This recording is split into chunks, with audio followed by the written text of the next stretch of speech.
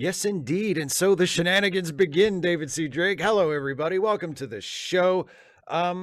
See, this is why I always wait until literally the last second before I close off the questions submission, because once again, for the first time in a while, but for not the first time, I got a almost literal last second question. There were a few seconds left before it clicked over to 6 p.m. my time, but not that many. So yeah. Anyway, welcome everybody. Thank you for joining me. Hope you're all having a pleasant evening, afternoon, morning, overnight, wherever it is, wherever you are. Thank you for watching. As usual, I'm going to be spending the first part of the show answering questions that were submitted ahead of time by my wonderful Patreon patrons and channel members. So if you have something that you want to show me in the live chat, or you were going to throw in a super chat, which I always appreciate, or you wanted to ask me a question, or anything in the live chat, while I'm answering the patron and member questions, I will not be paying attention to the live chat. So if you have something for me in the live chat, please, if possible, hold on to it until I get through the patron and member questions, and then I will spend the rest of the show hanging out with the chat and talking about whatever you want. But before that happens, it is time to go to the patron and member questions. So let's begin, shall we? By the way, happy Valentine's Day, everybody. First question is from William, who says, what will you do when you're out of Treks to comment on and review? Do videos about other stuff. I mean, there are two things. First of all, there's a lot of ground yet to cover with Star Trek that I haven't touched on yet. There's lots of things about Star Trek that I haven't made videos about, that I could make videos about. And as far as like just the plain old straight ahead episode reviews that I do on Thursdays now and have done for the last couple of years, I mean, I've barely even scratched the surface. I'm limiting myself for those. I'm only doing the first 6 series. Like I'm only doing Classic Trek, animated series, TNG, Deep Space Nine, Voyager, and Enterprise. And I've barely even scratched the surface. So I have years more of Star Trek yet to make videos about. And if I do ever get to a point where I have just completely, wrung every ounce I can out of that sponge, there's lots of other stuff to make videos about. And I make videos about lots of other stuff right now anyway. So I'm not worried about when I run out of Star Trek. Farah Grimm says, I'm a married gay man in a state that technically has same gender marriage banned in it.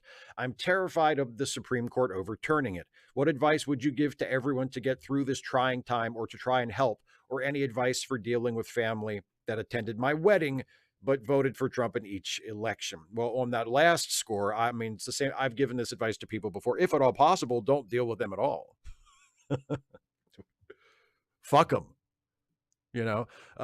but again, I mean, obviously I always have to acknowledge it may not be that easy, and you may not want to just say fuck them and cut them out of your life. There may be complicated feelings there. So I mean, I'm not sure. I am very much of the type, oh, okay, if that's how you're going to be, then fuck you, I don't need you in my life, goodbye. Like, that's just me. Not everybody's like that. As for the rest of it,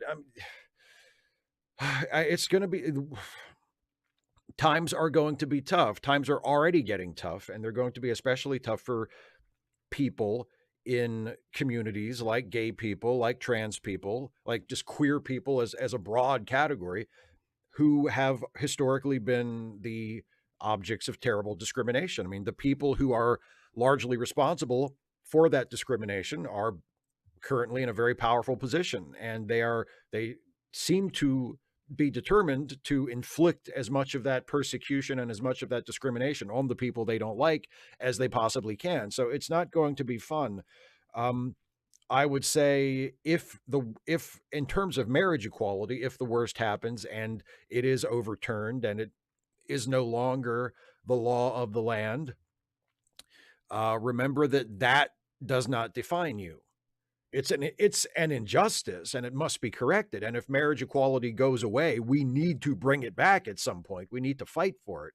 We can't just treat it as though it doesn't matter, because it very much does. But it doesn't define you. A court or a government cannot legislate you or rule you out of existence or rule you out of legitimacy.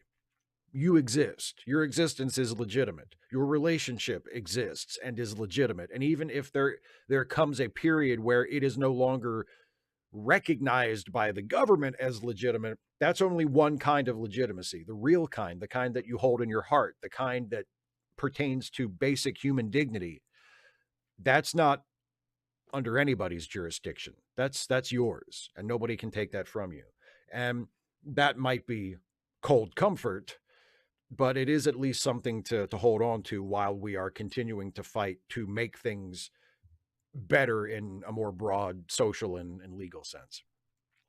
Just Mike, Steve, how do you feel about nuclear power these days? Use it, we need to, or not ready yet? Figure out waste disposal first. NIMBY problem.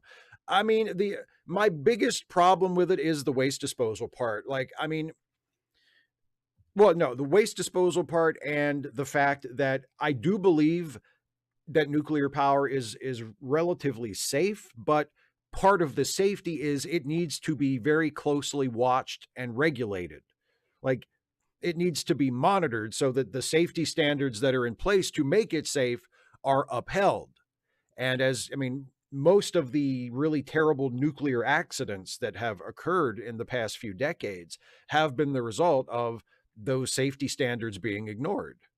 You know, not all of them. Some of them are related to natural disasters, but most of the really infamous nuclear disasters have been because those safety standards were not kept up the way they should have been, and there was not as much oversight as there needed to be. So as long as there is that oversight, and as long as everybody's doing what they need to do, it's safe and reliable, and I'm all for it. But you know, it's less nuclear power itself that I'm troubled by, and more the systems that need to be in place to support nuclear power to make sure that it is safe that worry me. David Colby is cursed with competence. Oh, I know how that feels. It really is a burden. It's a cross to bear. I just can't get this thing out of my head. When exposed to a bad story, as my primary job is write a good story, my first and immediate reaction is to fix the stupid thing. So, kill Renee in Starfleet. He joined Starfleet because of the time he spent with Picard, and he fucking dies because Starfleet is dangerous. Then Robert Picard dies shortly after of natural causes, but we all know it's out of heartbreak over his son. There. Now it's also Picard's fault, and it's why the Nexus takes him to a world where he never went to Starfleet. I fixed your fucking movie, you stupid hacks. I actually didn't. This is just one of many plot points in Generations that is completely wackadoo nonsense, but it's the part that I couldn't dislodge for 2 goddamn weeks. That is my burden to bear. I can't stop. I like your suggestion, but I wonder if it's a little too clunky to work in the movie. Like, if we were doing a TV series and the episodes of the TV series were a little bit more connected than TNG's episodes typically were, and you did an episode where this happens, where Renee joins Starfleet and dies while on duty in Starfleet, and then Robert dies as well. Like, that could be the basis of a Picard story in an episode on its own. And then you do the Nexus story at some point after that, and it can be informed by what happened with Robert and Renee Picard and Picard's own grief about that. But in a movie, it feels like there needs to be a beat in the movie where Picard finds out what's happened and it's already happened. Right? Like, I don't think it packs as much of a wallop if Renee dies, Picard finds out about that, he's upset, then his brother dies, and then he's upset about that too. Like, that's too complicated for a 2-hour movie. That is not about that, right?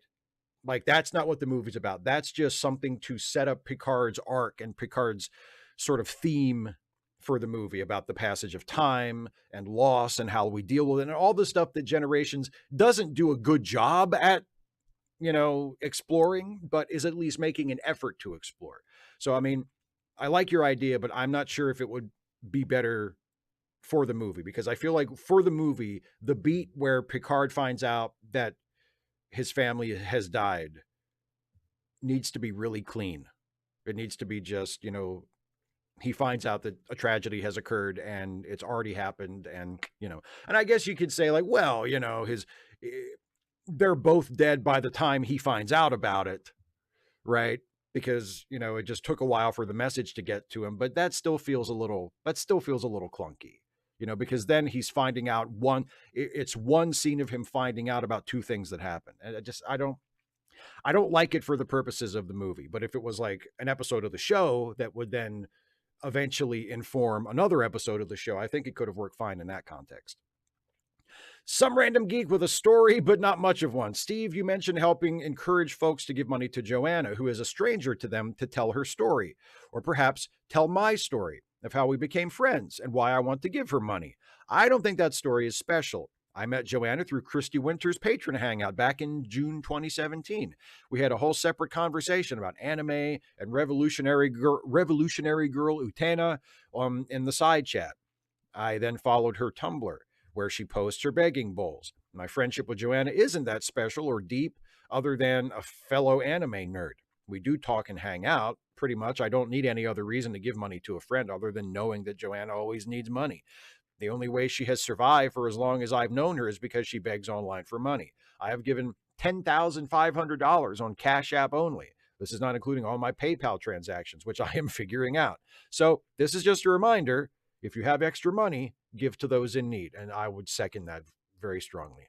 And then some random geek's second question, which is there because, of course, Geek takes advantage of the fact that if you are a patron and a member, you can submit 2 questions for Ask Away if you want.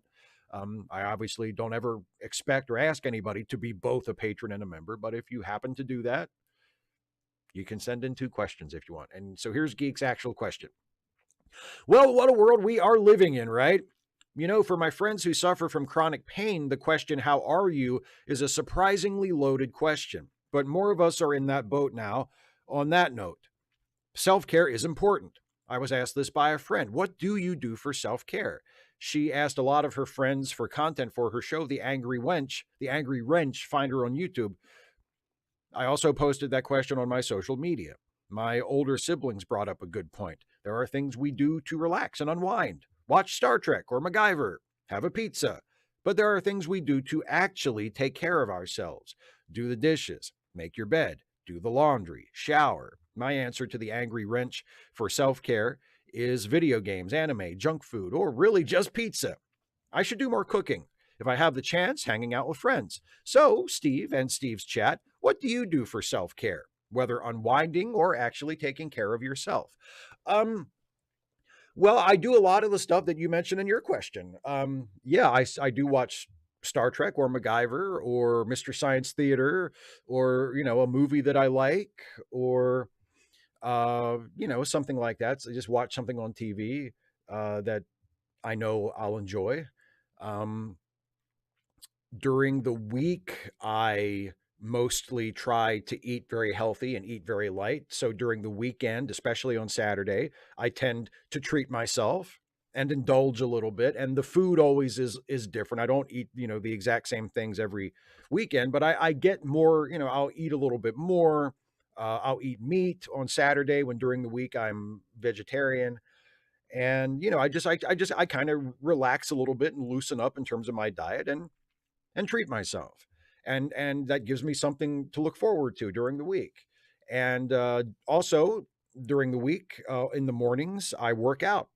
I exercise. I do a calisthenics workout in the morning, and then usually later in the morning or earlier in the afternoon, I'll do an hour on a stationary bike for some cardio. And I skip that on the weekends. So that's sort of self-care in both ways, because it's self-care during the week because I'm exercising and taking care of myself and looking after my health. And then it's self-care on the weekends because I skip it and give myself a break. And then I can look forward to that. So yeah, stuff like, and yes, obviously doing the dishes, keeping the house clean, things that really only affect me and my attitude and my mood and my peace of mind. Like I live by myself and I love living by myself. I enjoy my solitude. And I guess there's really, I don't have to make the bed. I don't have to keep the house super clean. Like I do that because I like to live in a clean house and it makes me feel good to take care of the house and keep things up. And yeah, I make my bed every morning when I get out of it, and I make sure that I vacuum regularly. I make sure that I never go to bed with dirty dishes in the sink. I make sure that if there's laundry in the dryer, I always make sure it's folded before the end of the day, like just stuff like that. Yeah, and I agree. That is also a form of self care. And I also think that's very important. General Contact Unit Problem Child. In two separate vids, Jessie has talked about how she hates the idea that the Federation would need something like Section 31, i.e., a CIA analog, in order to achieve the peace and prosperity that the Federation enjoys. She views it as a betrayal of Trek's idealism. What bothers me is the idea that real world organizations like Section 31, i.e., the CIA, MI6, etc., are actually doing the underhanded shit they do for good reasons. Section 31 is an example of this popular trope of the secret government organization that does bad things for good reasons. I think that's an interesting ethical dilemma to build a fictional story around, but in real life, secret government organizations are usually doing bad things for bad reasons. The CIA exists to covertly defend U.S. political interests as defined by the ruling class, not to protect regular Americans.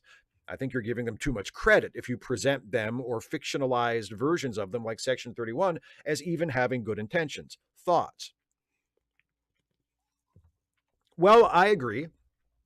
I will say I don't have Jesse's problem with it, because I am not nearly as attached to Starfleet and the Federation being utopias as a lot of other Trekkies are.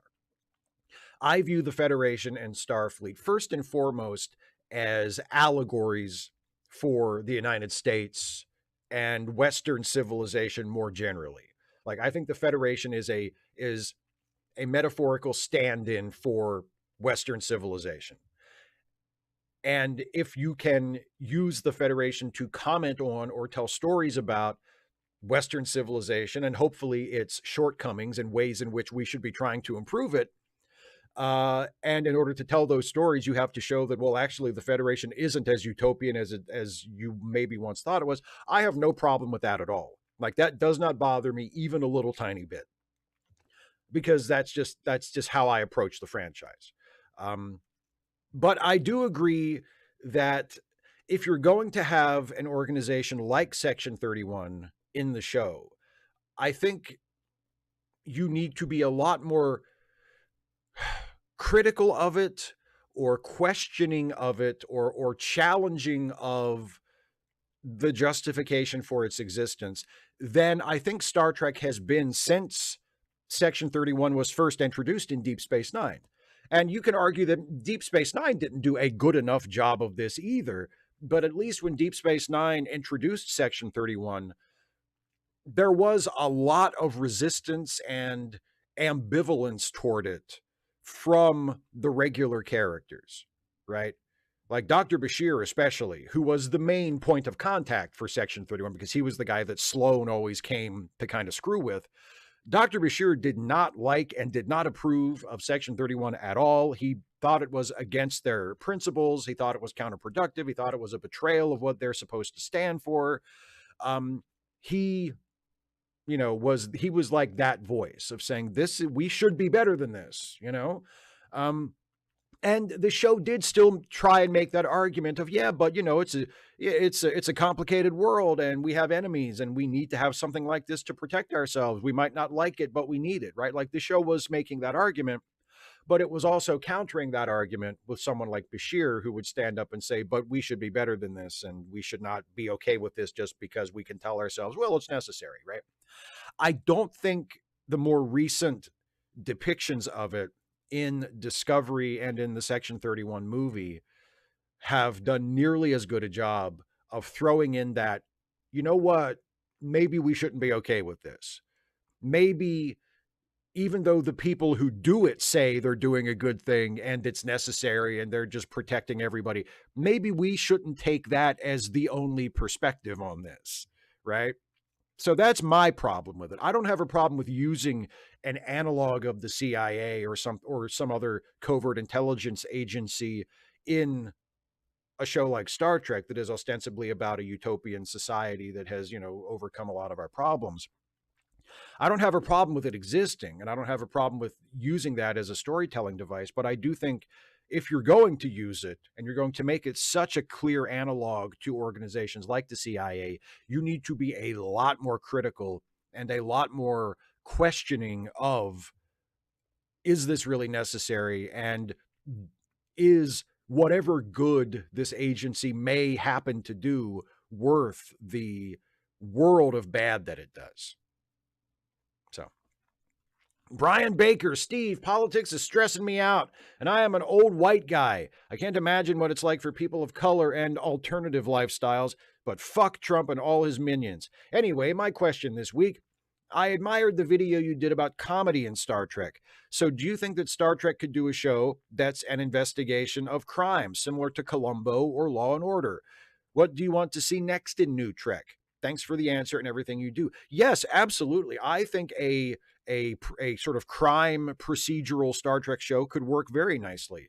I think the only challenge in writing it would be to make sure that the cases, whether they're like mysteries or more like cop show police procedurals, or however the stories are told, to make sure that they are comprehensible and that they don't just lean on technology, imaginary technology, and technobabble. If your mysteries are solved and every solution has to do with some imaginary technology or technobabble, and the average viewer sitting at home is just going to be like, oh, it's just magic, there's no dramatic weight to anything, that's going to be a problem. And that could be a challenge to write.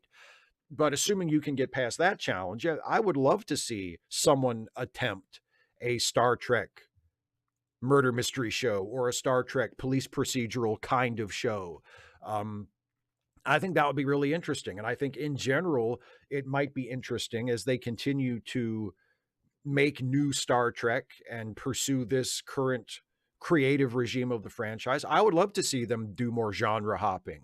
And instead of doing, another minor variation on Star Trek, and having it just be, oh, look, it's a crew on a ship, instead of doing another one of those, try something like, Star Trek SVU or whatever. I mean, probably not SVU. I think even Paramount Plus would kind of balk at that. But, something like that. Or some other people have mentioned like a Star Trek hospital show or something else that is like a mix of Star Trek and another genre, but, not for an episode, for a whole series. I would love to see them experiment with stuff like that. John Burns, Trump might have chosen Gaza as maybe the votes aren't there to leave NATO. And if he's serious about peace in Ukraine, he might need NATO while speaking to Putin. I know he's still got Panama, unless there's some alliance that the U.S. and Panama are part of, but Gaza seems to be, to him at least, the easy target. Plus, his rich backers might be wanting some introductions with the Israelis, as it can make them look better with the bankers back home. It would be nice if there could be peace for Ukraine, but like Elon Musk's Hyperloop train from New York to London, England, I'll believe it when I see it.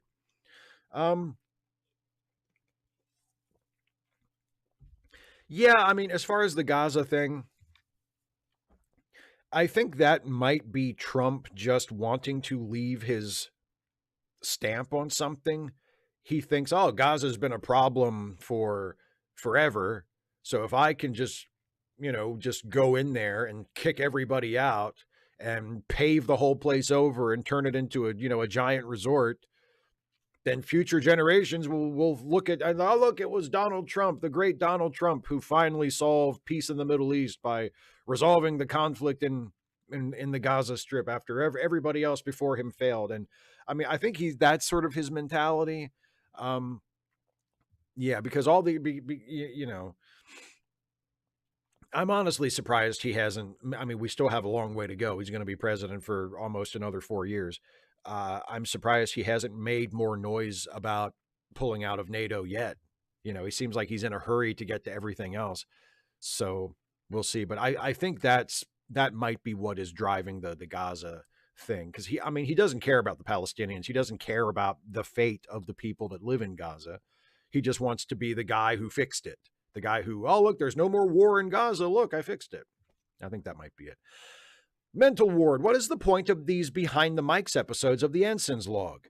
The description suggests it's just an episode without the music. Is there something else about them that makes them worth listening to instead of or in addition to the regular episodes?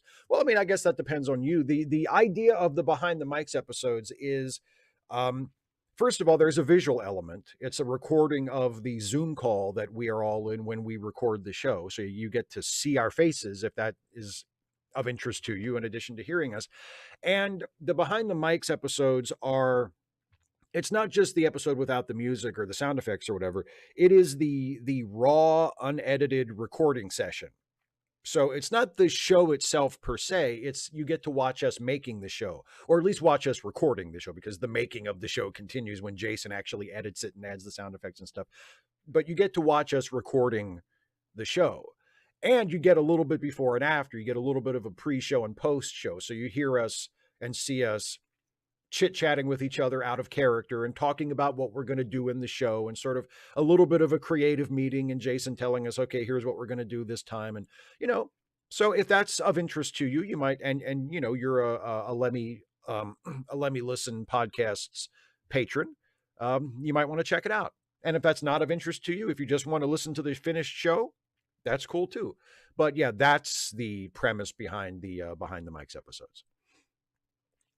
The Democrat Party ticket needs better communication and outward insightfulness. What a clever name. First of all, thank you, Steve, for this outlet of pragmatic conversation. I must say it bothered me when the National Democrat ticket kept using phrases such as, "when we fight, we win."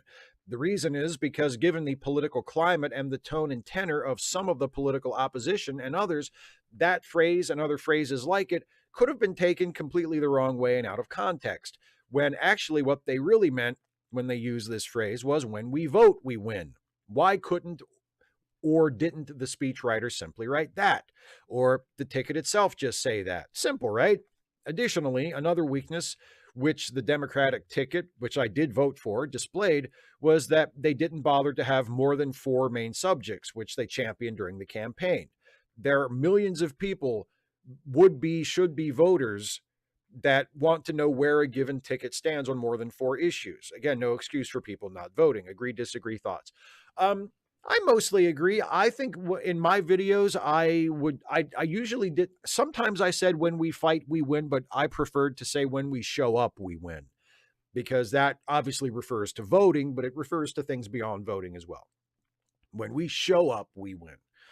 I like that better. And I think Kamala Harris did say that occasionally, and other people on the campaign did occasionally say, "when we show up, we win," but mostly they said, "when we fight, we win." I don't really object to it on the basis that you do. I don't really get too, overly fussy about language like that, because I don't think it's, saying "when we fight, we win." That's idiomatic enough. I think it's obviously bad faith if somebody were to interpret that as a call to literal violence. So I'm not worried about that, but I do agree with your general point that the Democratic Party is really not good at messaging. And yes, it would have been nice if they would have talked more about more issues during the campaign and during the debates, especially. I would have enjoyed that. I would have enjoyed it more if Vice President Harris had actually directly answered more questions instead of doing the thing that all politicians do now and have done for many, many, many years, which is take the question as just an excuse to give a little mini speech about whatever they wanted to talk about anyway. Harris did that during the debates. She always found ways to drag it back to a prepared talking point, no matter what the question was. And obviously, Trump did a much less disciplined and polished version of that, but he did that too. And I think if a politician ever just doesn't do that and makes an honest effort to directly answer a question in a thoughtful way, that might be a method for them to break from the pack, and people might notice that and go, oh my God, she actually answered the question. I don't know. That might be nice. But no, I agree with you generally on your points. Brian McKinley again. I've been thinking about how weird this relationship of ours is. Having watched your videos for years now, I know as much about you as I do many of my close friends. Meanwhile, you only know me from a distance through these questions. Does that ever strike you as odd, this thing that's almost unique to YouTubers and their patrons? Do you ever find yourself wondering idly about what insert patron name is doing at a given moment? P.S. Over Christmas holiday, I drove from New Jersey out to Ohio and back. Along the way back, I stopped at a Sheets for gas and decided to try an Italian sausage sandwich. It was great, but the reason I mention it is that I immediately thought of you when I stopped in there. Not in a weird stalker kind of way, but just as if you were one of my friends. Well, that's really nice.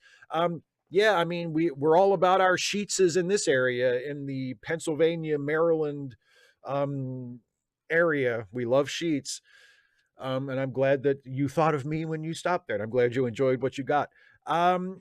Honestly, I really don't think about it that much. There are certain patrons or members or just people in the audience who I have gotten to know a little bit more than average over the years.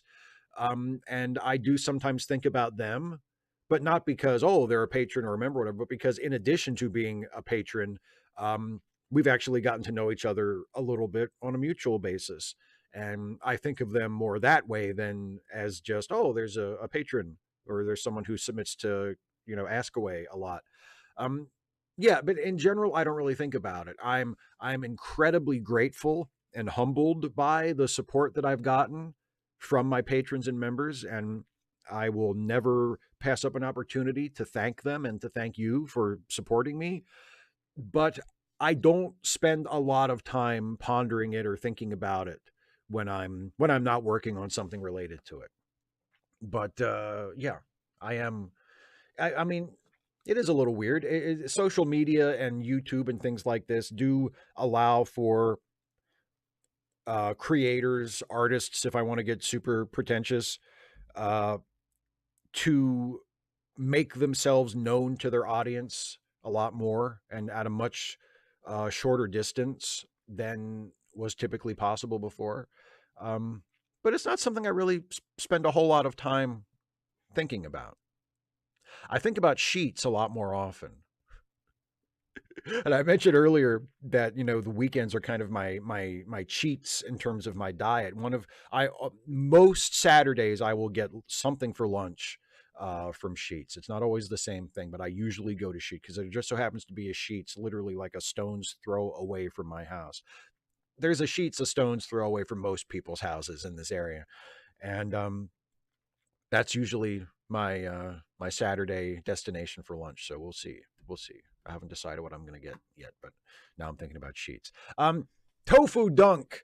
Hey, Steve, I guess the question I have is something that I would think might be best for a video at some point if you haven't done it already. My question is, who has the best death/farewell scene in Star Trek? Who hasn't been resurrected? And if you can, show Prodigy some love. Thanks for all the work that you do. Well, obviously, yeah, Prodigy deserves some love and deserves more attention than it's gotten. It's a fantastic show. I love Prodigy. And this is a tough one. Who has the best death farewell scene who hasn't been resurrected? Because obviously Spock's death scene is fantastic, but he comes back. So who's the best death scene who hasn't come back? Wow. I mean, I know it. When they killed off Hemmer at the end of season 1 of Strange New Worlds, that was very effective. And I know it was effective because, I mean, there are people in the fan base who still haven't gotten over it. I mean, a lot of that is because they just really loved Hemmer as a character and were sad to see him go. But I do think the way they handled his death, I do think his actual farewell to the show was very well handled.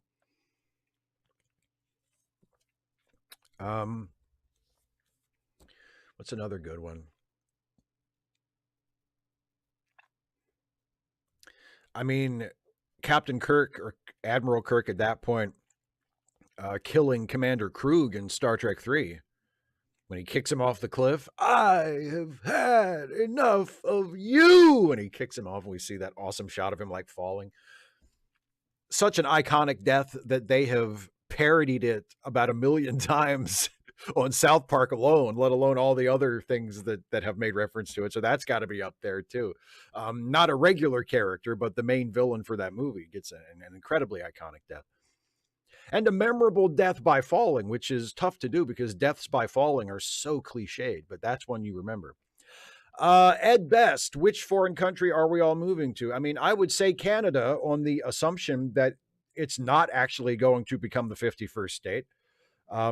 If that ever happened, then I don't know, I guess New Zealand, Australia, one of the other Canada-like countries on the map. Ireland, you know, somewhere else in the UK, Scotland. My family once upon a time came from Scotland. There's some branch of my family tree that reaches back to Scotland. So maybe I would go to Scotland. I don't know. First choice would be Canada, just because of proximity. Danny K. Hi, Steve. If you had to spend 90 seconds offering your opinion on the Punisher as a character, what would you say? Thanks. Congrats on the latest subscriber milestone. Well, thank you very much.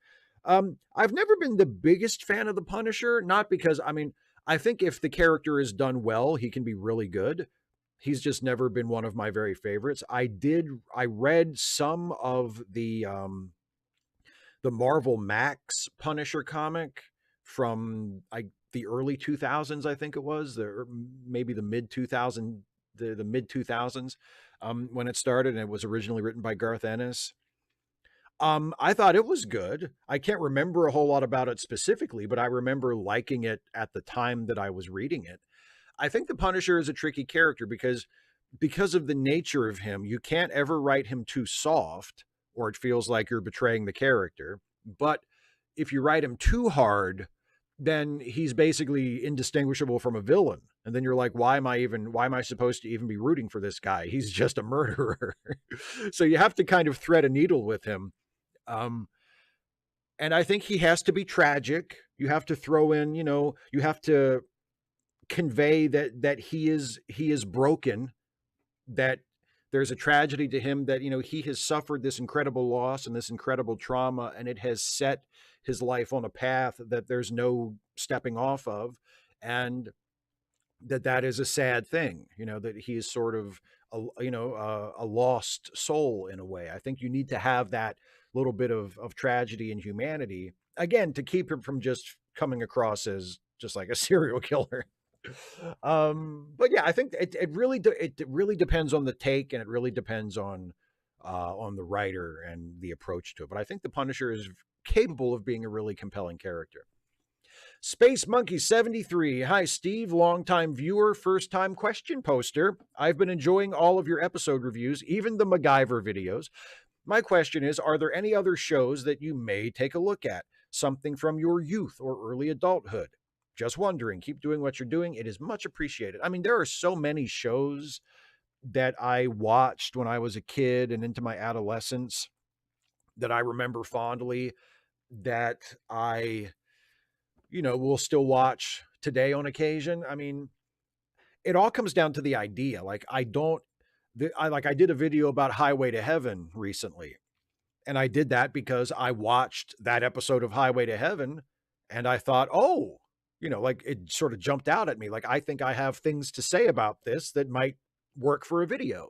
So if I'm ever watching an episode of Knight Rider or Perfect Strangers or the original He-Man cartoon or something else that I remember fondly from my youth, The Incredible Hulk, a very good possibility. If I ever,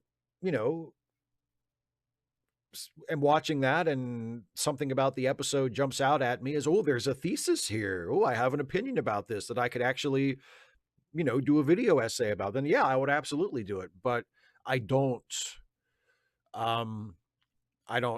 can't think of one right now. And I don't have one sort of in the pipeline at the moment, but it could be almost anything. Agent Meister, expanding in girth while declining in dignity. I'm very sorry to hear that, my friend.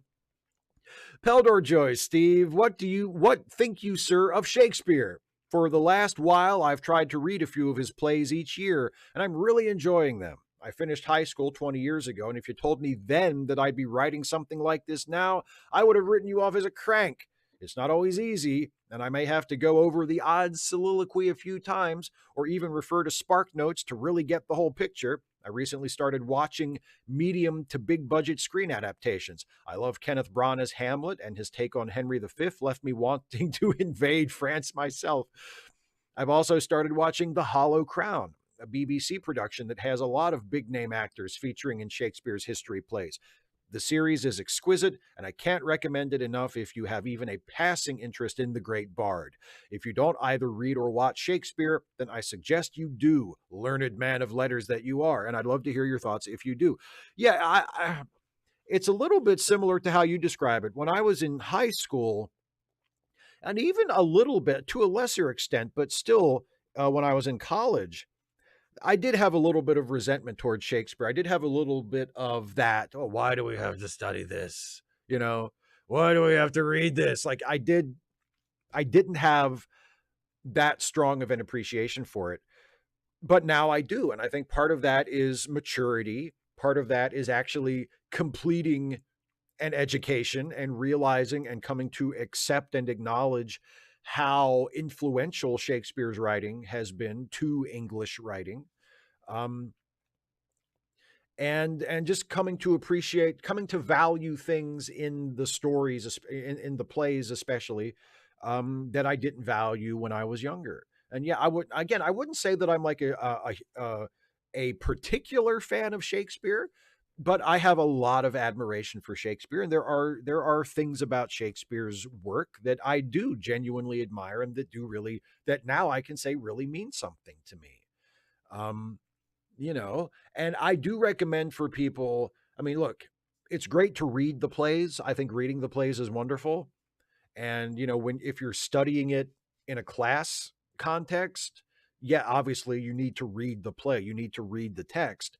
But, Shakespeare was written to be performed. He wasn't writing novels, he was writing plays. So if you can ever watch it, whether it's a film or there's a production that's being put on in your area that you can afford to go to, and have time to go to, even if it's just like a drama class or a drama department at the local college or an amateur production, like to see it performed, to see it up on stage, um, is a very different experience than just reading it off of a page. And I would recommend that to anybody because that's what it was written for. And there are some films based on Shakespeare's plays that are just wonderful, that are really, really good movies, in addition to being based on good plays. So yes, even if he's not going to be your favorite author, I would recommend anybody, especially if you have any interest at all in drama and the history of drama or the history of English literature, I would highly recommend that you at least familiarize yourself with the major plays of Shakespeare. And I mean, and reading the sonnets wouldn't hurt either, because some of those are absolutely exquisite. But yeah, at least familiarize yourself with the most important and most prominent works in Shakespeare's dramatic canon. Simon Moody, I need a break from it all. So, leaving behind the world of the ridiculous, Batman, or to be more specific, his rogues gallery. If you had, by pure mischance, annoyed one of them to the point that they were coming after you for the perceived slight, who would you be least worried by as their target? And who would you least want to have coming for you? Who am I least worried by? Who am I least worried by?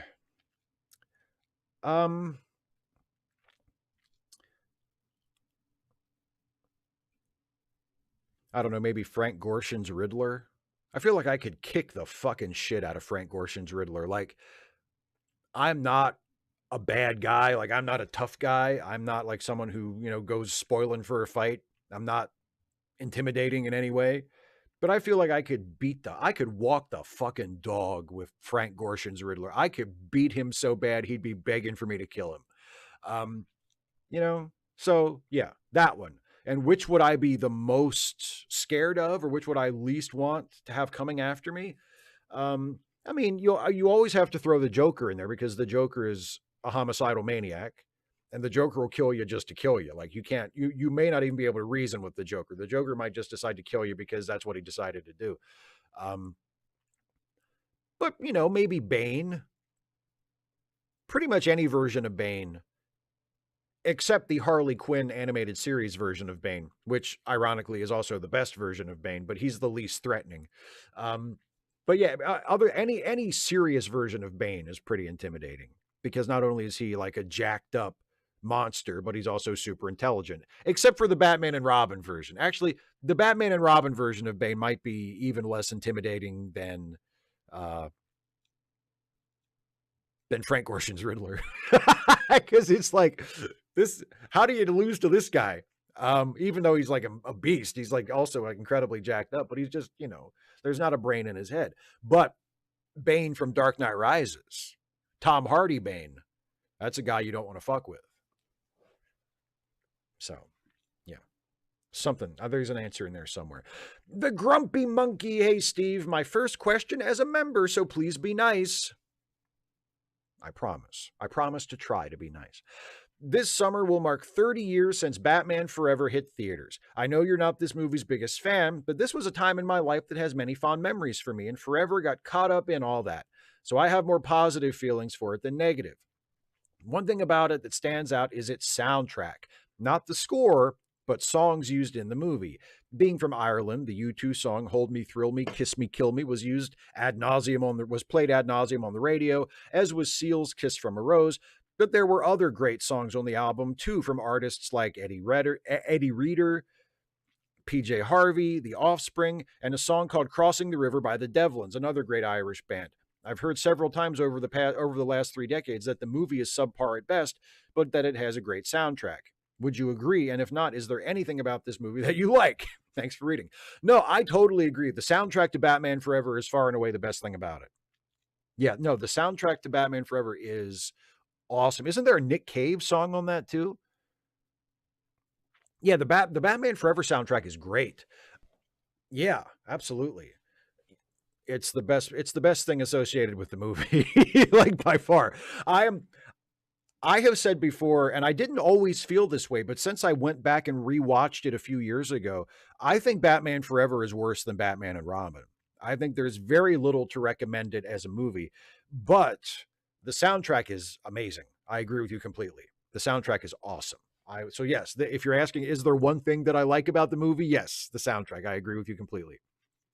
M.W. Ridra is trying to distract himself. Well, that seems to be a theme this time. I wonder why. I've been slowly making my way through Columbo. Every episode is basically a standalone 90-minute movie, and there's like 70 of them, so I'm taking my time. It is getting to the point where some of them are getting kind of silly, though. My most recent episode, Mind Over Mayhem, features a murder at the Institute, just the Institute, where scientists of every discipline do science. A computer scientist murders a chemist to cover up a plagiarism, and to create an alibi, he programs a robot to briefly do his work for him while he is off doing a murder. The robot they used for this plot? Some period-appropriate thing that looks like it could be assembling cars? Nope. They decided to use Robbie the Robot from Forbidden Planet. Also, there is a child genius character inserted into the plot for no reason. They named the character Steven Spielberg.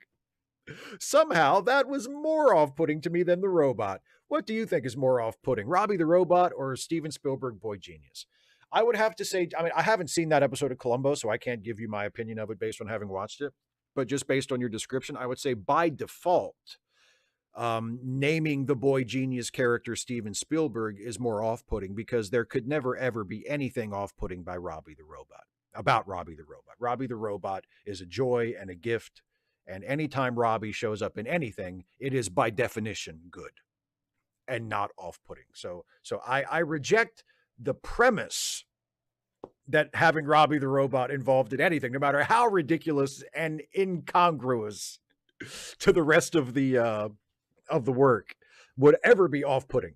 I would be happy to see Robbie the Robot no matter when he should. If Robbie the Robot turned up on an episode of Melrose Place as Sydney's new boyfriend, I'd be like, yes! Yes! Big Steve P. Hey, Steve. Hope you're doing well. I have thoughts about Enterprise, or I guess Star Trek Enterprise. So many people seem to hate it, and I don't know, obstinately determined to like it. Also, most people who complained about it cited the theme song. But in the end, I think I feel similarly to Enterprise as you do. I love Phlox, Bacula is a delight, and Travis was done dirty. This question is about season 3, the Xindi arc. I've only watched through once, and I remember being unsure about that season until the end, and it left me with positive feelings about that arc. I'm curious, what are your feelings about season 3 Enterprise are? Do you actually think it's pretty well done, or am I just a sucker for extra jangly guitars? I appreciate the attempt. I like the idea of what they were doing with season 3. Um I'm not completely sold on the story, on the let's do a 9/11 allegory for an entire season, although this was a couple years after the actual 9/11, so it was very topical and very much, in the culture, so I understand it from that perspective. But I just I think my main problem with it is that they didn't stick the landing. I just think they kind of blew the ending. I mean, they wrapped up the Xindi weapon thing, and then they did this weird cliffhanger where the ship got thrown back in time to World War II, where aliens were collaborating with the Nazis, and then they paid that off with like a two-parter at the beginning of the next season. It was just like, oh God, can we just get on with this? Like I feel like they really botched the ending to that, epic season-long story arc. But I admire the ambition. Like, I admire that they were at least trying something. They were trying to do something that at the time was very different for a Star Trek show. And they were trying to do something that would, move the show in a different direction and would be some sort of commentary on the war on terror and 9/11. And I know they were trying to do something. I don't think they succeeded, but they were trying to do something. So I admire the effort, if not the actual product. That is not my favorite season of Enterprise. I think my favorite season of Enterprise is still probably the first season, which is not great, but I feel like was as close as the show ever got to actually being something kind of interesting. And it just, and season 2 has its moments as well, but after that, it just kind of felt like they were grasping at straws. Jan, hey Steve, greetings and HVD from beautiful Santa Cruz, California, where we are in the midst of flood warnings due to a powerful storm, which is easing my worries about drought and fire for this year. As we live under the whims of the racist, fascist, narcissistic sociopath, aided and abetted by toadies and suck-ups and spineless GOP, we face environmental disasters, constitutional crisis, genocide, jingoistic imperialism, and more. Thankfully, we will no longer have new pennies, which ultimately will be a good thing, but don't ask the folks in Greene County, Tennessee, who work at the mint where they make the pennies. I also suffered a personal loss recently, which added to the grief of watching our democracy be destroyed by people whose main purpose is to hate. But I also celebrated a special anniversary at my favorite restaurant where I had super delicious salmon shrimp saute done perfectly. My question is, do you have a favorite restaurant / meal that also evokes happy memories? Love your work. Oh boy. It's really tough because I don't tend to think about food in that way. Um, I remember a long, long time ago, Dana and I went to a restaurant up where she lived at the time, up in Pennsylvania, called the Little Red Hen. And I remember really enjoying that. I can't even remember what I got. I can't even remember what I got. But I remember really liking the Little Red Hen. And then there was a place when I was married and I lived in Sharpsburg. There was a place. that also had red in the title, weirdly enough. I just said I really loved the Little Red Hen. There's a place um, between Sharpsburg and Boonesboro called the Redbird uh, that my wife and I used to go to regularly. And again, it was just it wasn't so much the food. The food was okay, but it was just the experience. It was just having a nice, place, a nice local place to go to that you could go and sit and, um, but not, it's very few like specific memories, just more like memories of certain places. Um, and they're not usually centered on food, you know, it's more like the people you were with and the experience. But yeah, but no, the salmon, a really nicely done salmon shrimp saute sounds wonderful. I'm always a sucker for a good salmon. Um, JDC, hey Steve, this may be a silly question to key into a form I got from your Patreon, but as a professional YouTuber, is there a reason you're not selling me a VPN right now? This is not a complaint. Because there are enough good people like you to subscribe to my Patreon. And become channel members through YouTube and to financially support the channel in other ways and to watch the videos in large enough numbers that I earn enough ad revenue and that all of those various sources of income combine so that I can live relatively comfortably and pay all my bills and still have enough left over occasionally to do something nice for myself and to put a little bit of money away in the bank. Like that's really it, you know. That and the fact that I have never received an offer to do a sponsorship that was compelling enough to have for me to actually do it. Um, I've received offers to do sponsorships here and there, and they come more frequently the bigger your channel gets. And I've never gotten one that I was actually interested in doing. Like the product is always something that I'm just like, I just don't want to do it. And I don't feel like I'm in a situation where I have to do it. And I don't feel like the amount of additional money I would earn from it is enough to justify doing it. Like if it was like, if somebody came to me and said, we are a VPN company and we want to sponsor your channel and we want you to do ad reads on some of your videos and we'll pay you this much money.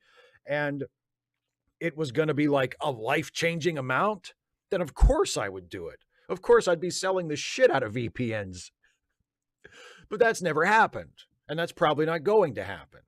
And, I'm okay with the sources of income that I have right now, where I don't have to do ad reads and I don't have to tag like, ads onto the ends of my videos or drop them in the middle of my videos. I'm okay with Patreon and YouTube memberships and ad revenue from just programmatic ads on my videos like that's I'm doing good with that.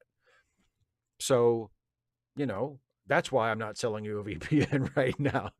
But the main reason is because there are enough people in my audience who are kind enough to support me directly by becoming a paid patron supporter or a channel member or sending the occasional super chat or gift through PayPal or whatever. And the videos get enough views that they earn a very nice chunk of ad revenue. And that's, I'm able to earn a living on that. That's why. Cast Iron Chaos, while reviewing the famous political cartoons of Thomas Nast versus Boss Tweed, a name suddenly came to mind to describe the orange dictator currently running this once great country, Boss Twump. That's all. I can't bring myself to comment on the shocking state of the United States government less than 1 month after the democratic system of government of the United States was ended, as we see each day literally bringing a new tragedy to Washington, D.C., home of what was once the seat of power for the greatest nation in the world. Now Washington, D.C. is the 21st century Tammany Hall, led by the crooked and corrupt Boss Twump. I love that, not only for the Boss Tweed illusion, but also because it sounds like what Elmer Fudd would call him. Gotta go get some new orders from Boss Twump.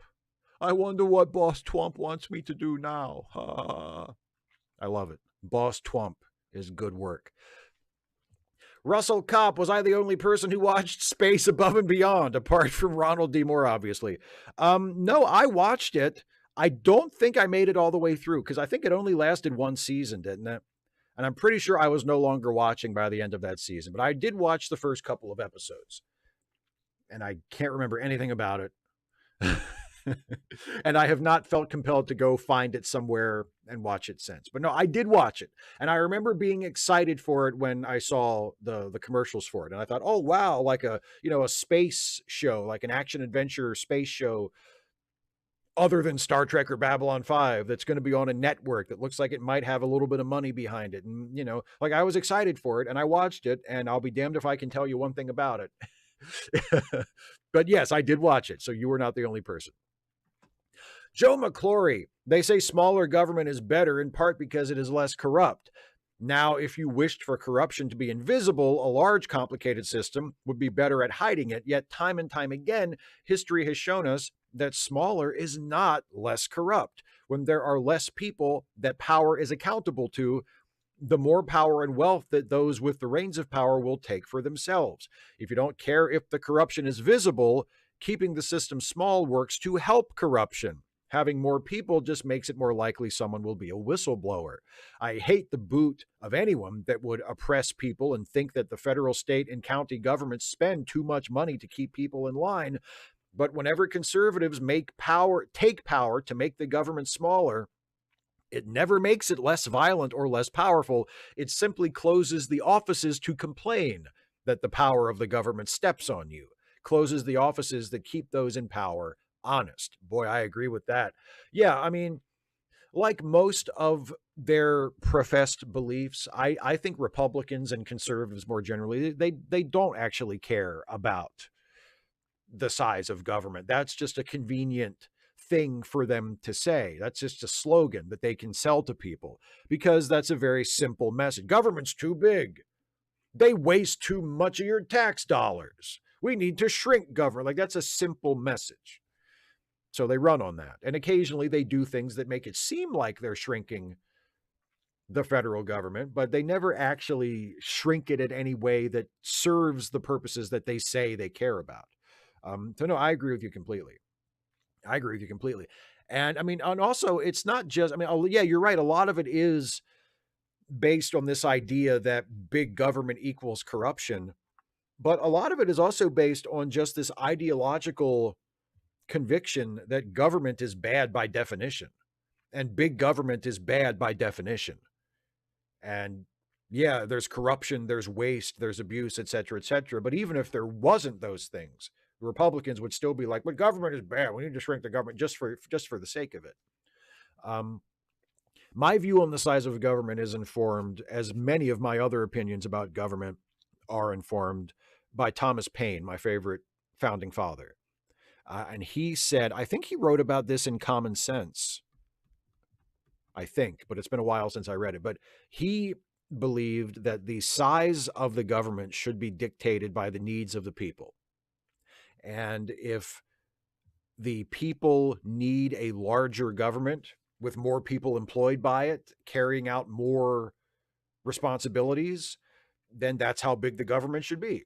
And if society ever progresses, or as Paine would probably say, if society ever becomes more perfected, that certain government services or certain government offices are no longer necessary, then you can shrink the government by that much. Like, it can shrink as the need for its services shrinks. But if the need for its services grows, then the government should grow to meet the need. Like, that's what should determine it. Not some arbitrary notion of, well, the government should be this small, or the government should only spend this much money, or the government should this or that. Like, it should be determined by the need. And the point of the government should be to serve the needs of the people and to represent the interests of the people. So it should be as big or as small as it needs to be to accomplish that aim. Kara the Tolkien Nerd. Hi, Steve. Hope you are well. I noticed that you've made a YouTube video about Joseph Pevney, but I have noticed, as they're showing TOS on a few UK channels, and I've noticed that Gene L. Kuhn also keeps popping up as writer, executive producer. Do you think that Kuhn's influence on Star Trek is often disregarded? Or do you think I'm making more of Kuhn's influence than I should? Would be interested to hear your thoughts. I don't know if it's possible to make too much of Gene Kuhn's influence on Star Trek. I think, other than Gene Roddenberry, the two people that are the most responsible for Star Trek coming out as the show that it was, and for Star Trek being a show that we still talk about to this day, I think those two people are Gene Kuhn and Dorothy Fontana, DC Fontana. And I think between the two, Gene Kuhn might have been a little bit more important than Fontana was. They were both incredibly important, and they both made very, very significant contributions to the show as writers and as story editors and as producers, whether or not they were always credited as such. But yeah, I mean, think about Gene Kuhn just in terms of his writing credits. And he didn't write, he's not credited as writing that many episodes, but look at the episodes of Star Trek he is just credited as writing. He wrote Errand of Mercy, which was the first Klingon episode. He wrote Devil in the Dark, right? The Horta episode, one of the most acclaimed episodes the show ever did. He, I think, co-wrote Space Seed, which is the episode that introduced Khan. I mean, he was just an incredibly, he wrote Arena, one of my favorite episodes, and the episode that introduced the Gorn, which didn't come into play for the rest of TOS, but eventually were picked up by future Star Trek shows. He contributed so much of just the basic stuff that we associate with Star Trek, like the Klingons. I think one of his episodes was the first episode to refer to the Federation by name. Just stuff like that, sort of the vocabulary of Star Trek that we kind of associate with it. But even more important than all of that stuff, because a lot of that stuff is arbitrary. Like if it wasn't Klingons, it would have been something else. But what really made Kuhn's contribution to the show important was he was responsible for giving it a sense of humor. He was responsible for setting the tone between Spock and Dr. McCoy, you know, making them kind of frenemies where they're always like sniping at each other, but there's an underlying respect. Like that relationship is so core to classic Star Trek. And that was, in large measure, that was Gene Kuhn. What else did he do? I had another thing in mind that he deserves credit for, and I can't. Oh, the social conscience. He really, I mean, that was Gene Roddenberry. Gene Roddenberry designed Star Trek to be a vehicle for social commentary and political commentary, but Gene Kuhn really was inspired by that and took that and ran with it and made sure that the show reflected that the show was political, that the show did have episodes that were morality plays, that were allegories, that were commentaries on contemporary issues. Like he was just, I don't think you can overstate his influence on Star Trek. He was a phenomenal influence, a positive creative influence, and just an incredibly important influence on the show. Yeah, I'm a big fan of Gene Kuhn and a big fan of singing his praises in terms of what the original Star Trek was. Glenn H. Hey, Steve, it's Friday and I need to use my Ask Away question, so I'll just post some Star Trek thoughts that you can comment on. First, I want to disagree with your position that Voyager is at fault for ruining Q, and that Picard was only following its lead. The choices that the writers of Picard made in destroying Q's character were theirs alone. The entire show was just nostalgia porn, and their heavy reliance on old themes, including the Borg ad nauseum, was a hallmark of the show. I think that even if Voyager never existed, they would have still come up with the same dumb plot line for season 2. I would watch every Q episode in Voyager again before spending another second watching Picard. I wanted to also vent about Lower Decks. Not its cancellation, but I ran out of characters. So maybe I'll save this for next time. Anyway, happy Valentine's and have a great show. Thank you very much. And yes, I would love to hear your thoughts on Lower Decks next time if you still want to share them.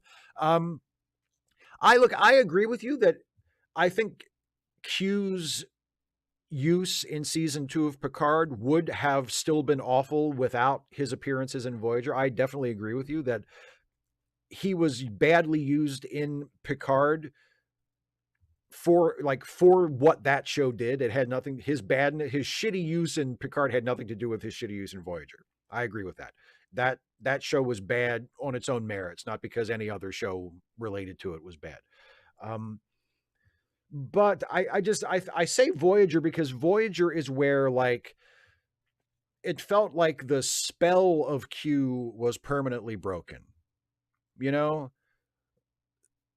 Q's first couple of appearances in TNG were kind of lousy. He was an encounter at Farpoint, and I don't think that's a good episode. And then his second episode later in season 1 was also not good. But then once he came back in season 2 and introduced the Borg, and then went on this run of TNG episodes where it's like you knew after that point, if Q showed up, you knew you were getting a good episode. Like, it was just can't miss. And he did have that lousy Deep Space Nine episode, which isn't as lousy as a lot of people say, but it's not a highlight. It's not like a really good Q episode. And it's a misstep for Q, and it's a misstep for Deep Space Nine as well. It's an example of, okay, you tried that, don't ever do that again, like that sort of thing. And they didn't. And Q came back from that. He had a couple of more really, really good appearances on TNG after that. So it felt like he got his mojo back. And then his first appearance on Voyager was really great too. It was one of the best Voyager episodes they ever did. Death Wish. Fantastic episode. And then it was all downhill from there. Like from that point on, it was like, oh, the magic is gone. He was on Voyager 2 more times, and they were both just rotten episodes. And it was like, oh, okay. You know, I guess the bloom is off the rose. And then when he finally came back for Picard many, many decades later, I guess 2 decades later, it felt like, oh, it's gone. You know, it's been lost. It can't be retrieved, or at least it won't be retrieved by this, you know? So yeah, that's why I say Voyager as opposed to Picard, but that by no means do I mean to make any sort of excuse for the way Q was written in season 2 of Picard, because it was wretched.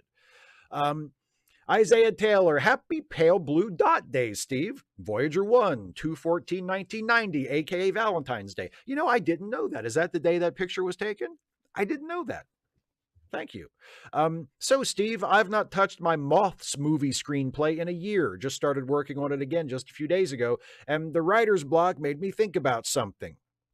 I'm thinking about changing the antagonist, mutated moths, to a mutated form of an invasive plant species called Hydrilla, an actual invasive plant.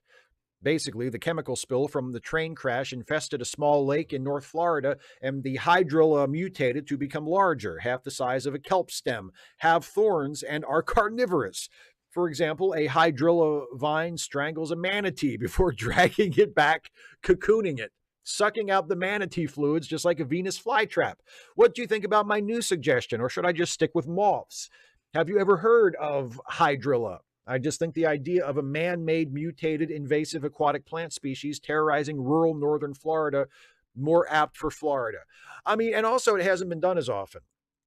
Like, I think there have been other giant killer plant movies, but not nearly as many as there have been, like giant killer insect movies. Like, giant killer insects were almost a subgenre unto themselves in the 50s. A lot of those creature features were about like mutated giant bugs, which is obviously what you would have been riffing on with the moth story.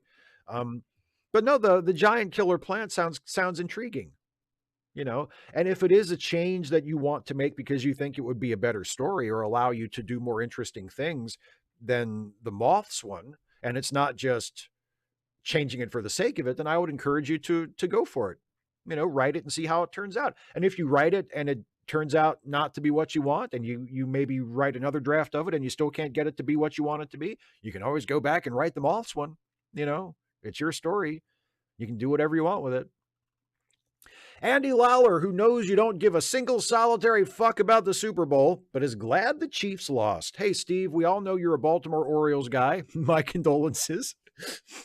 I presume you've made a few trips east over the years to see games in person at Camden Yards and possibly even Memorial Stadium. I've lived in the Illinois suburbs of St. Louis since 1986, and as a lifelong fan of the team, tried to go to at least one 11-time World Series champion Cardinals game each season pre-COVID. Haven't been since. I also saw Reggie Jackson play with the California Angels against the Red Sox at Fenway Park in 1984. My dad was from Boston. Have you ever traveled to see a road game? Thanks and have a great weekend, everybody. Yes, I have seen games at Camden Yards, and I did go to a game at Memorial Stadium when I was about 9 or 10, and it was a wonderful experience. And it was just a couple of years before they moved to Camden Yards. So I was very happy. I'm looking back, I'm very, very happy and very lucky that I did get to go to a game at Memorial Stadium while it was still there. Um, but no, I don't think I ever have gone to a road game. I've never gone to a game where my team was the visiting team. I don't think I've ever done that. No, I could be wrong, but I don't think I've ever done that. I think all the baseball games I've gone to have always been the home game for my team. Russell, good evening, Steve. Well, first part, not really a question. I sent a super chat last Q&A, and it was supposed to read, the gift from Buffy was supposed to be the finale before getting the green light for 2 additional seasons. If that were the case, do you think the gift would have been a better ending? Speaking of Angel, on to my hard question. Buffy and Angel is among my favorite of shows. I even do a hangout on YouTube every 2 weeks discussing episodes. Right now, we're in season 6 of Buffy and season 3 of Angel. But the question, what are your thoughts on Holtz? In simple terms, he is the fallen hero or just an outright villain? Lastly, what are your thoughts on Connor? Just some fun questions today. Hope you are well. See you shortly. I thought the gift would have been a pretty good finale. I do like that they came back, that they were able to come back from that, because an even better ending than just killing off Buffy and having the final shot be her tombstone is to then come back and continue the show after that. I like that happened. And I like that they were able to take that, we killed off the main character and the final shot is her tombstone, but it's just a season finale instead of a series finale. I like the way that worked out. I do think that, again, just going from memory, it's been a long time since I watched either episode, but I do think The Gift just as an episode is a stronger episode than the actual series finale. So in that sense, I guess. I love Holtz. Holtz is one of my favorite antagonists that they ever had on Angel. And I think the reason for that is because he's both. He's a hero and a villain. And he's someone who starts out on the right side.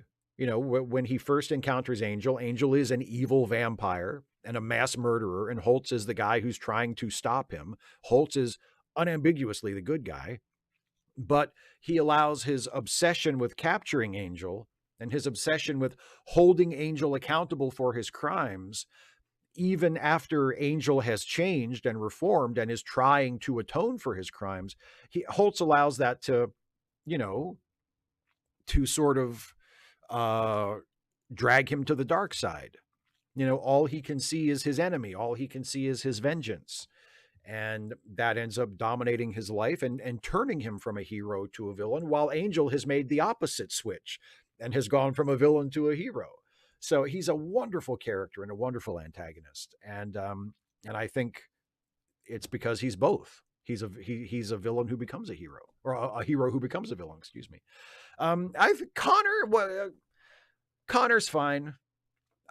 By the time Connor was added to the show as a grown-up, or mostly a grown-up, there were so many characters on that show. And at times it felt like, oh, now we've got to figure out something to do with Connor. Like, now Connor's here too, everybody, and he was a fine character. But the show was starting to get crowded at that point. And I think it was nice to have Connor around for the year or two that he was around. And it was also nice to have him not be around, to have him not be part of the regular cast in the last season of the show.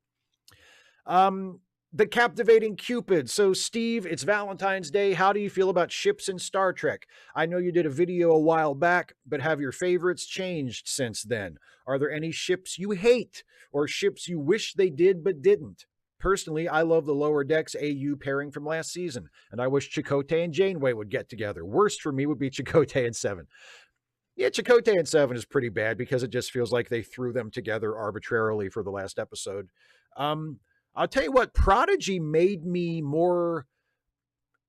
sold me more on Janeway and Chakotay than Voyager ever did. I still wouldn't call myself a Janeway and Chakotay shipper, but it definitely made me see it a lot more than Voyager ever did.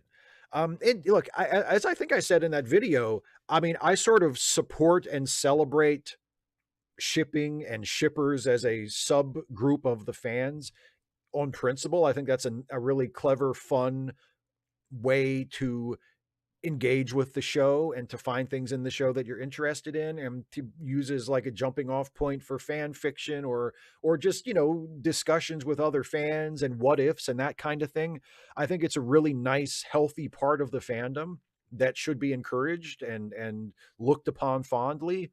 But I myself have never really been a shipper.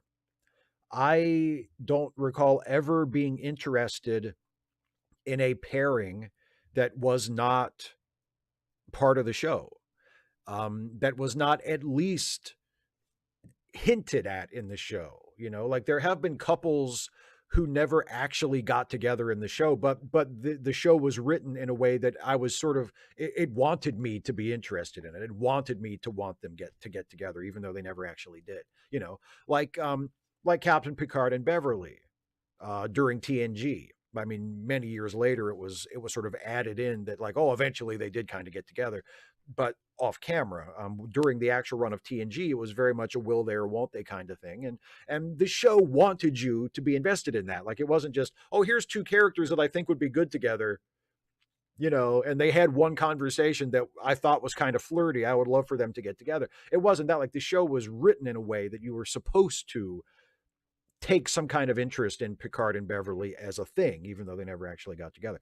So there are examples like that, and examples like Garrick and Bashir, where early on it was obvious that the actors were playing them that way, even though the characters weren't written that way. The actors were definitely playing them as though they were attracted to each other, and that's where the Garrick and Bashir thing comes from, because Alexander Siddig and Andrew Robinson originally played the dynamic of the characters as being that way, until that was kind of, you know, quashed by the studio. They said, stop it.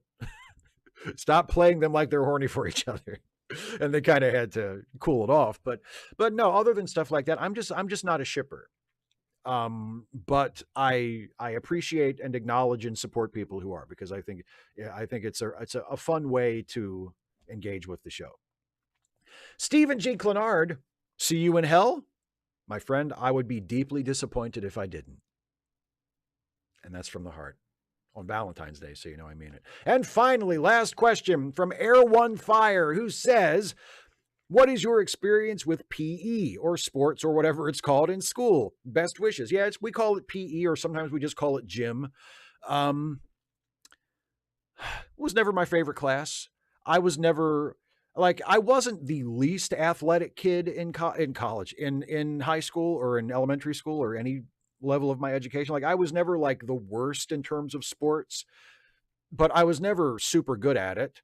And I was never particularly interested in it. Like, I never played sports. I never went out for any teams at any point in any level. I never played Little League. I never played for any school teams in junior high or high school. That was just not something I was interested in, and not something I was ever all that good at. Like, I wasn't terrible at certain things, but I wasn't good enough at it that it felt like something I wanted to do. So gym class or PE was just something I had to do. Like, it wasn't a nightmare for me. I didn't hate it. But when I went to high school, you only had to take PE once.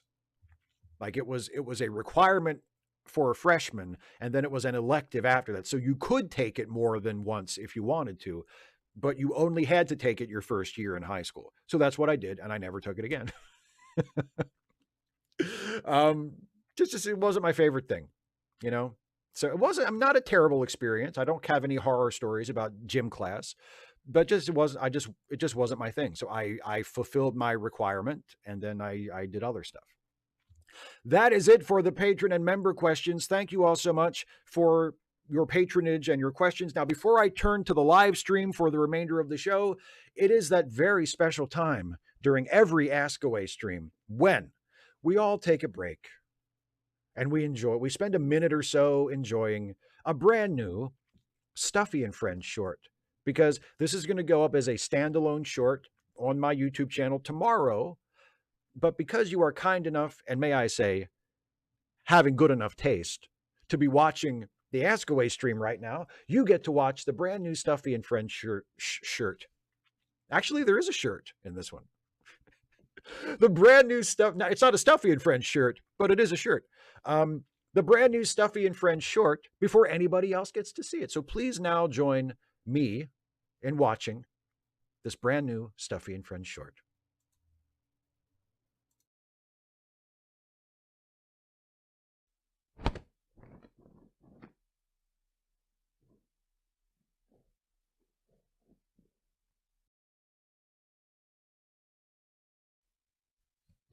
You know, if you find it so fascinating, you're more than welcome to help. 9. I prefer to watch. If you need assistance, I am certain Stuffy will be happy to pitch in. Oh, no, that can't happen. Why is this? Because it's not Stuffy's turn to fold the laundry. It's my turn.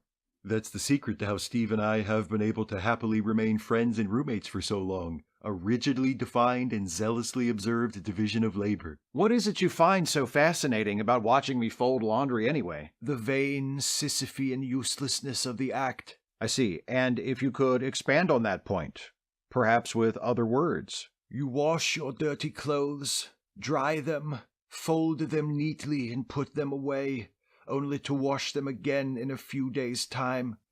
It is a cycle you are doomed to repeat, folding the same garments over and over again, accomplishing nothing until you die. Watching you reminds me that I, as a canine, am free of the societal expectation to clothe my nakedness, and so fills me with gratitude. But watching you also pierces my heart with the knowledge that you, my friend, will never escape the exhausting demands of this expectation, and so my gratitude is tainted by woe. Stuffy's doing the dishes later, if you want to watch that. Can I help? Yes, thank you.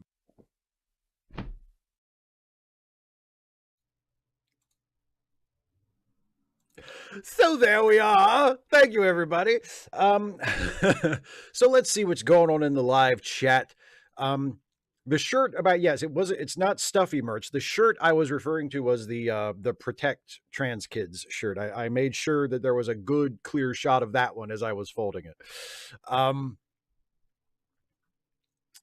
Let me see. There was CMAC. Hi, CMAC says you can't stick around, but thanks for dropping by for a second. CMAC says that Steve's My Vasectomy video just came up in suggested videos. I really like that video.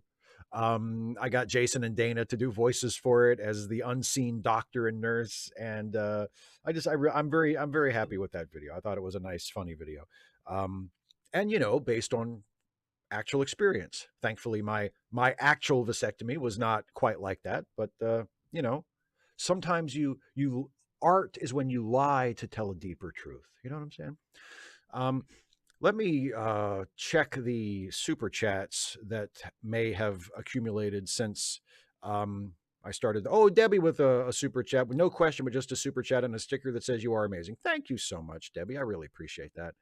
And then John Burns said, didn't Q's episode on DS9 almost have DS9 plus wormhole? Yes. The station was almost pulled into the wormhole because of the thing inside the thing, the magic space butterfly inside the thing that Vosh had that was trying to get to fly through the wormhole to get back home. Yes, it almost dragged the entire station through.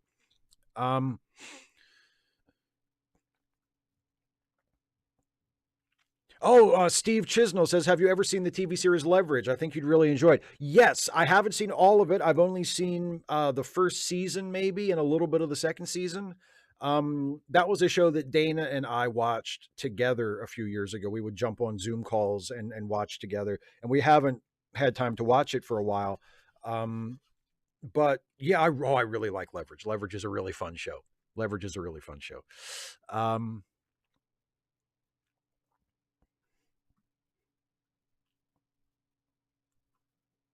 Steve Schmelik says, kind of refreshing to see Hans do you dirty this time.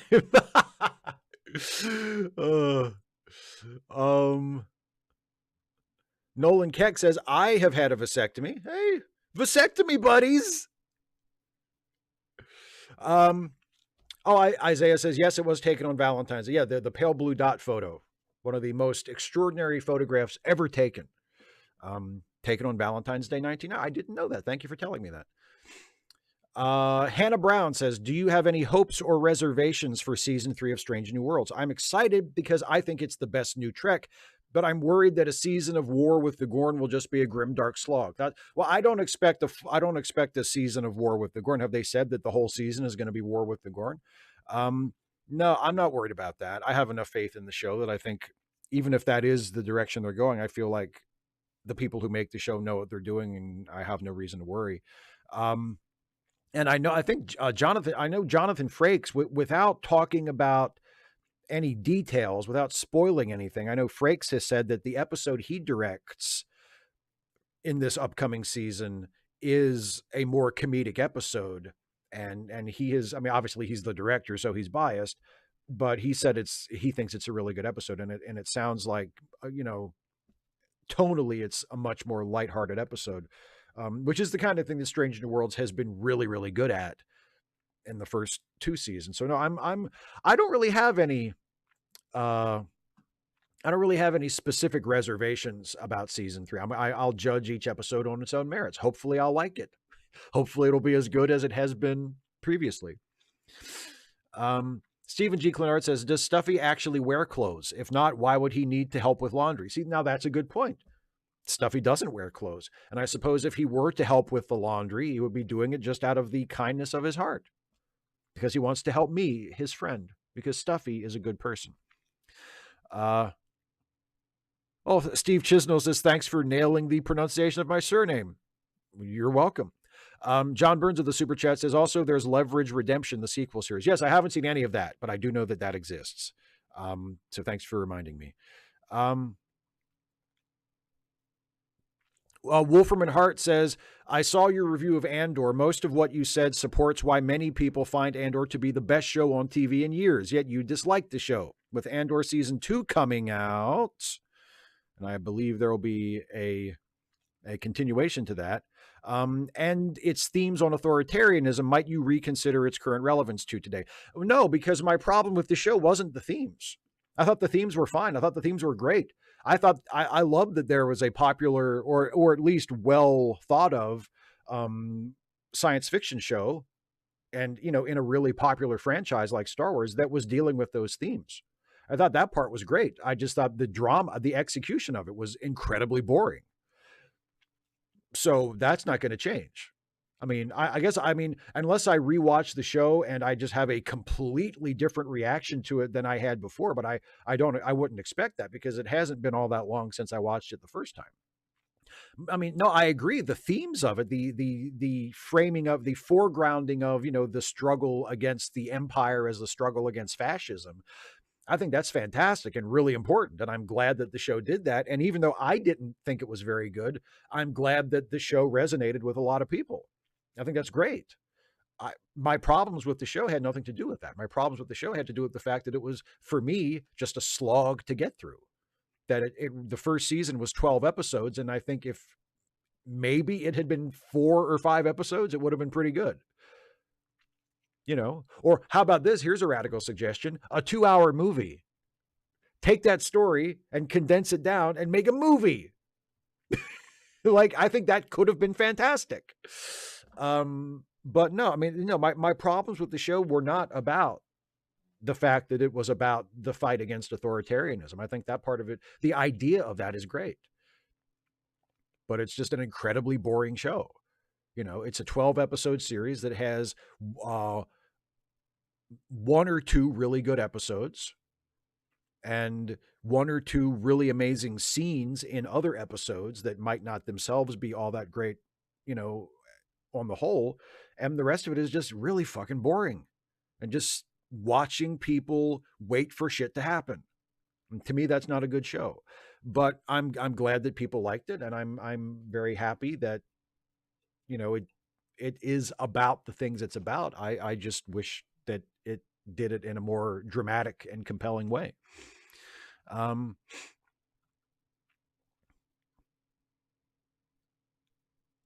Jen, I didn't know that. on this day in 2005, YouTube was launched. So today is the 20th anniversary of YouTube.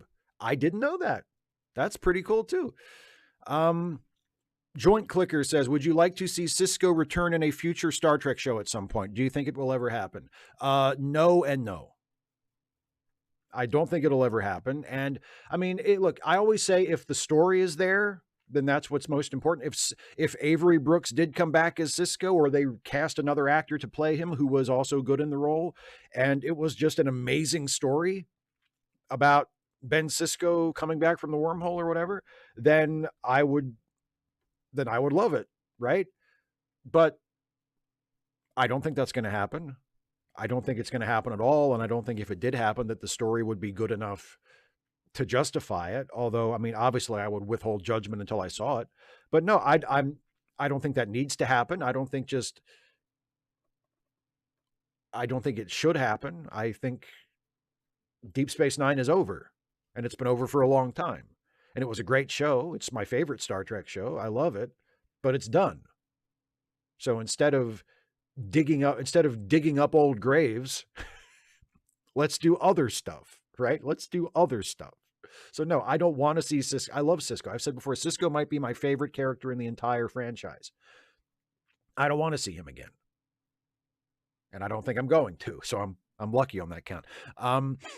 Member message from Kirok 2011, off topic. Did you know the actor who played Kit on Knight Rider, or rather the voice, is the same actor who played him the second pilot of The Incredible Hulk, later titled Death in the Family, as the Doctor? I mean, I've seen that episode, so I probably knew that, but I had forgotten. Obviously I've watched that, but I don't remember. It's William Daniels is the actor's name. I don't remember him being in that, but I'll have to go back and watch that again. That's pretty cool. And a super chat from Isaiah Taylor. Thank you very much, Isaiah. Yes, cool people, my nerdiness has just poisoned your sex-crazed flower candy day. Mahaha. I got the plant idea from a past school talk about invasive plants back in the early 2000s. Yeah, like I said, I mean, it has the virtue of not having been done nearly as often as the giant killer insect thing. So it might be worth at least exploring, you know? Joint Clicker says, do you think a Star Trek series will ever go galactic and visit Andromeda and other neighboring galaxies in the local group? Well, I mean, they kind of did that in the fourth season of Discovery, a little bit. Like the species 10C, the aliens that they were sort of looking for most of the season. It turned out they lived outside of the galaxy. I think in the Large Magellanic Cloud is where they were supposed to be. And I think that was the first Star Trek story where, like, for a, you know, where the ship actually left the galaxy and visited one of the smaller satellite galaxies. So, I mean, it's been done for that. I don't really see any reason to do that for its own sake. But again, if there's a really good story, if somebody comes up with a really good story for a show where a Star Trek ship visits the Andromeda galaxy, okay, you know, but it's nothing that I'm yearning to see on its own for its own sake. And I mean, I don't really feel like it's necessary. You know, like, oh, they've explored every inch of the Milky Way galaxy in Star Trek, and I guess the only thing left to do is to go to a completely different galaxy. Like, I don't feel like I don't think that's necessary. But again, I mean, story above all. If somebody comes up with a really good idea for it, you know, let's give it a chance. Kurek 2011 says, what are your thoughts on the Voyager finale? I mean, I think I've talked about it before. It's not my favorite episode. It's not awful. There are parts of it that I like, and there are parts of the concept of it that I like, but it just feels like, let's throw a bunch of Borg at the screen and call it a day. You know, and there are things that I think they would have been better served paying attention to that they don't pay as much attention to because they're so focused on the Voyager versus the Borg stuff. You know, so no, it's not the worst series finale of a Star Trek show, but it's very, very far from the best. Hannah with a super chat, thank you very much, says, I hope so too. The season finale had me a pinch worried. I like the season 2 finale. I mean, I don't want it to turn into a war show. Like, I don't want it to turn into the Starfleet versus the Gorn War Show. I'm fine with that being a plot for a few episodes or for an episode here and there, but no, I don't want it to turn into a war show either. But I have faith in the creators that if they did decide to go that route, that, you know, it would be pretty good. And it might not be. It might turn out to be terrible, but I have faith before I've even seen it that, well, there's no reason to assume that this is going to be terrible. It's been a good show so far. Let's see what they have up their sleeve, you know.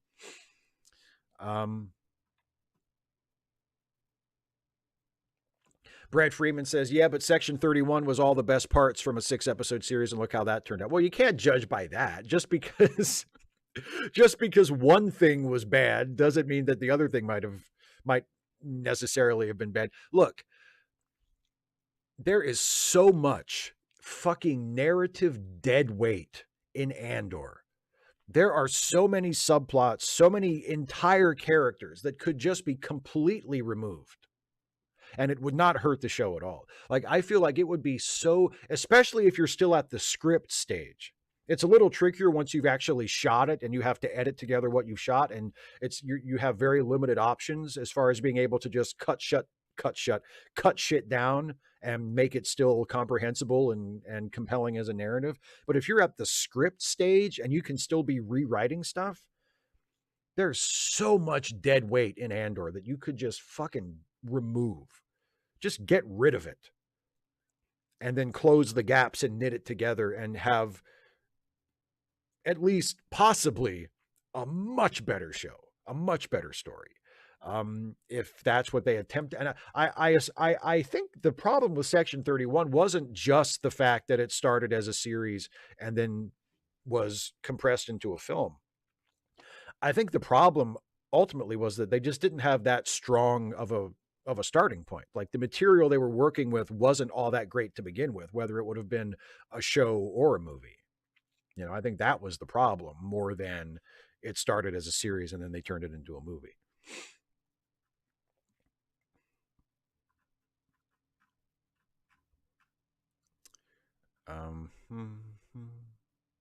Oh, Nolan Keck says, bought my wife the complete series of Lois and Clark. Good for you. I have that. I have all 4 seasons on DVD. Don Quixote is with a member message. Thank you very much. Says, would you consider Section 31 in the vein of the original Mission Impossible, fixing things without getting Starfleet involved? Yeah, sure. You know, in concept, not so much in execution, because I think I mentioned in my review video of it, like the premise is they're the team that does things so Starfleet doesn't have to get involved, except Starfleet is involved. Like, a member of the team is a Starfleet officer, and they are dispatched on this mission at the behest of Starfleet. So, like, Starfleet's involved, but Starfleet's not involved. So it's just, the premise is a little foggy. And again, that's not, I mean, there's a lot of problems with Section 31, but that's one of the problems. Super chat from John Collins. Thank you very much, John. Does it anger you that all things talking head class of Dems said would happen has happened? Have you seen the newest interview between Jon Stewart and Jen Psaki? I haven't seen that interview. Does it anger me that all the things that they said would happen has happened? I mean, it angers me that they happened. Yeah, of course, because they've been really terrible things. Yes, it angers me that they've happened. I think some people are angry about they don't like, because they don't like that talking head class and they hate that those people were right about something. That doesn't bother me as much as the fact that the shitty things are happening. Doug N says, Star Trek never left the Milky Way. I don't think so. I think maybe they reached the galactic barrier in Where No Man Has Gone Before, the second pilot for classic Trek. But other than that, and the end of the 4th season of Discovery, where the Discovery actually jumps to a point outside the galaxy, other than that, I don't think they've ever left the galaxy. I don't think so. Or did they leave the galaxy in that TNG episode with the original episode with the Traveler? Was that another galaxy that they went to? when the Enterprise jumped to an incredible speed and flew way, way far away?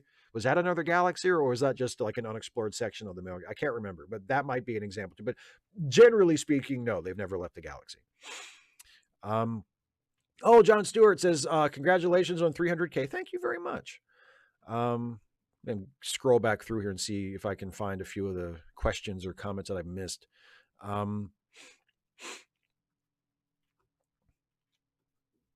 Steve Schmaling says, loved your latest Mac vid. I would have used Almost Paradise instead of I'm Your Lady. Also, Frakes directed an episode or two of The Orville. Yes, he did.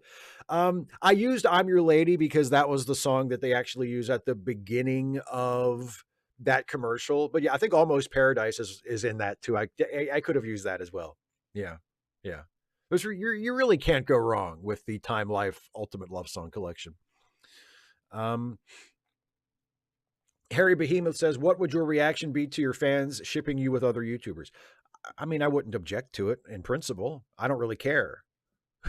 It doesn't really interest me one way or the other. I would hope that they would at least come up with something funny. But no, fans, if they want to ship me with other YouTubers, it has nothing to do with me.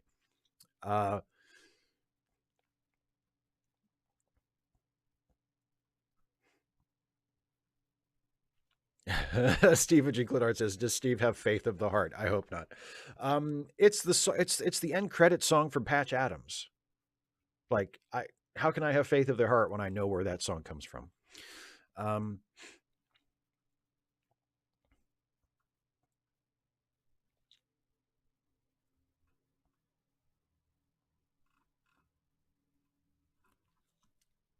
Steve Chisnell says, have you seen the live action Sonic the Hedgehog films? And if so, what did you think of them? I have not seen them. I have not the faintest interest in ever watching them. But if other people have seen them and have enjoyed them, good for them. Thomas Fuchs says, it's so refreshing that Strange New Worlds is more episodic. Maybe it's just me being old and liking that better. Well, I mean, maybe, but also I do think that format... Look, it's not that serialized television can't be done well, because it has been done well before, right? But I think, and I've talked about this before in videos, so I apologize for repeating myself. It's a little bit of like an ideological thing with me, or a philosophical thing. But I think that form should dictate content to a certain degree. If the format of your project is a television series that is presented as a series of episodes, so you're not making a movie that you're expecting people to sit down for 2 hours or 2.5 hours or an hour and a half or however long and watch the whole thing from start to finish in one continuous thing. If you're making a series, whether that series comes out one episode a week or they drop all the episodes at once, if it's a series of single episodes, to me, it just makes more sense for each of those episodes to have a self-contained story, because that's the format, right? And if you want to tell an ongoing story with that format, to me, the best way to do that is to have your individual episodes that have their own stories that have beginning, middle, and end within that one episode. But you also have threads that reach from episode to episode. You have little character arcs that go from episode to episode, or little subplots that go from episode to episode. And sometimes it might only be mentioned once in an episode just to remind people that it's still happening.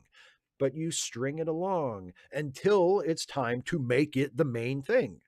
And then you make an episode where that thing that you've been slowly setting up and teasing up until this point is now the main thing, right?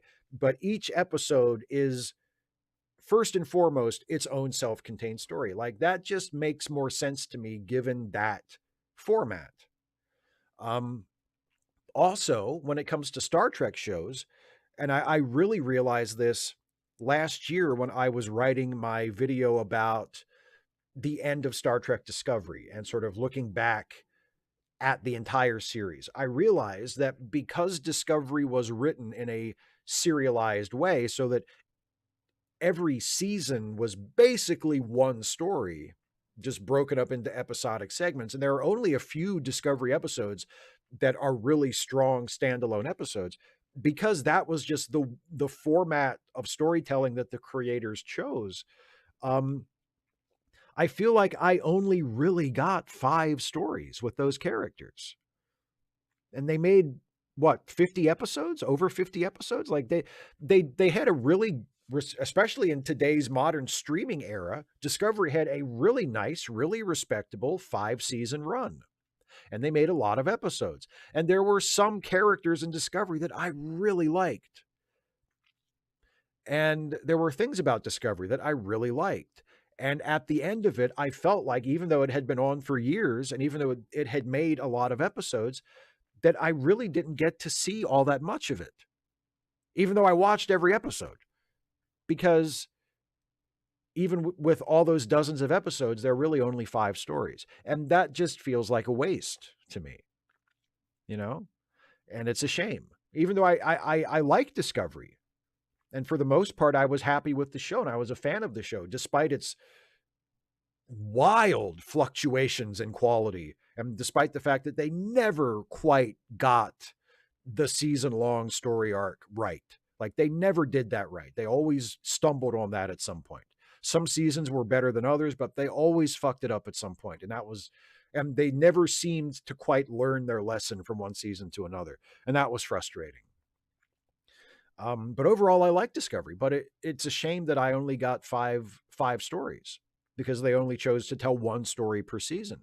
Whereas with Strange New Worlds, I've gotten 20 stories, because they've done self-contained episodes for 2 10-episode seasons. And it feels like I know those characters a lot better than I know most of the characters on Discovery. Because even though I've actually spent way less time with the characters on Strange New Worlds, I feel like I know them more because I've been through more adventures with them. You know, I've seen them in different circumstances. I've seen them in different places. And to me, it's just an inherently better suited form of storytelling for that format. You know, so maybe it's the fact that you're old and you like it better, or maybe it's what I just was rambling about for 10 minutes.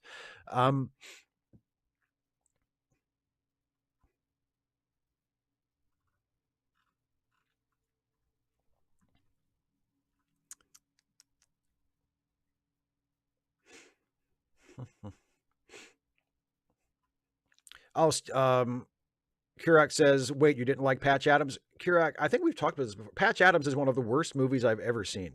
Patch Adams is one of the worst movies I've ever seen. If you haven't, you should listen to our late seating episode of it. We reviewed Patch Adams a couple of months ago, and Jason and I both pretty much agree that it's absolute garbage. It's, for both of us, I think it's one of the worst movies we've ever seen. Steve Chisnell says, you mentioned Patch Adams, and now I wonder if you've seen the TV series House. Yes, I love House. I was a dedicated House viewer. It kind of dropped off in the last few seasons. It hit a peak, and then it just kind of coasted for the rest of the run, but I was a loyal viewer to the end. I loved House. I loved Hugh Laurie. Yeah, I was a big fan of House.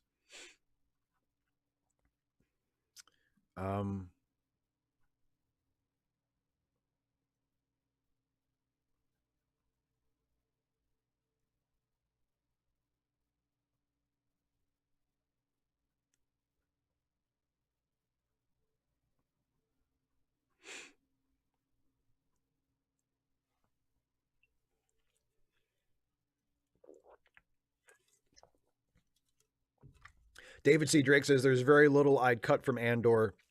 I love almost every scene in every episode. It all adds to the realism, immersion, and setup payoff. I'm shocked anyone would find much of it boring. Well, you know, it just goes to show that it's all a matter of taste. You know, I can't imagine reacting to the show the way you're describing you reacted to it. Like, I find most of it just crushingly boring. There's an episode, I think it's the episode before the prison break episode, which to me is probably the best episode of the series. The prison break episode is really good. I think it's the episode right before that, where like almost literally nothing happens in the entire episode. And I was watching that episode, and I remember they end that episode with this Andor is in like the prison workshop and he's working on the big sprocket, that they're making as part of their prison job. And he's working like the big socket wrench and they do this really like super dramatic, camera move, like a super dramatic push in on Andor as he's doing this really physical activity and ratcheting it up. And it's like they're trying to manufacture this suspense or drama. And they do that dramatic push in and then they cut to black and that's the end of the episode. I remember I laughed out loud. Because it was so fucking pointless. And I was like, I've just sat here for however long, 40 minutes, 45 minutes, however long that episode was. I've sat here this entire time. Nothing has fucking happened in this entire episode. And now you're trying to get me excited about what happens next by showing me this dude who is the most boring guy in the show named after him doing this thing in prison. Oh boy. Like, it was fucking laughable. Literally, I laughed out loud. But again, like, that's just my take on it. I'm not right. I mean, there's no correct way to respond to a show or a movie. It's a matter of perspective. It's a matter of taste. It's all very subjective. So you may have loved that. And I don't think you're wrong. It's not how I see it. I thought it was laughably terrible. but you don't think so, and that's fine. That's fine. It's one of the wonderful things about art, that it is subjective and that it can be taken different ways by different people and mean different things to different people. Personally, I thought Skeleton Crew was a million times better than Andor. I would watch Skeleton Crew 5 times in a row than watch one more episode of Andor. Now, I will give you that Andor is a more serious show, and Andor deals with more pertinent political topics, and Andor is, in terms of its subject matter, is more relevant to our present moment in history than Skeleton Crew is. But just as a show to watch and be entertained by and be drawn into, and as drama and as comedy and as adventure and as, a vehicle for discovering characters that you want to spend time, I would take Skeleton Crew over Andor, or, to be fair, almost any other Star Wars Disney Plus show as well. I would take Skeleton Crew over any of that every single day and twice on Sunday. I thought Skeleton Crew was excellent. Andor not so much, but again, it's very subjective.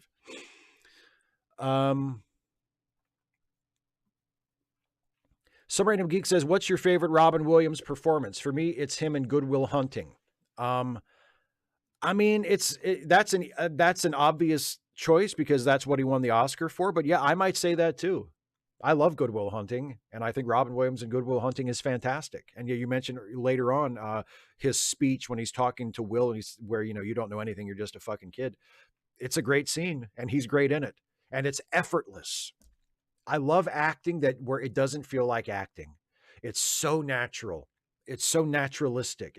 It feels like he really is this guy. And all the acting in Good Will Hunting is like that. And that's due to the quality of the actors. And it's also due to Gus Van Sant, who directed it and who is a fantastically naturalistic director. He just has this way of getting these wonderfully realistic performances out of his actors. Almost all of his work is like that. Yeah, I agree. It might be Good Will Hunting is my favorite Robin Williams performance.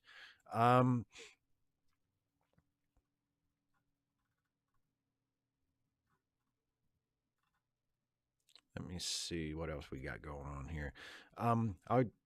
Robin Williams in Popeye. I mean, he's like the best thing about Popeye. That's for sure.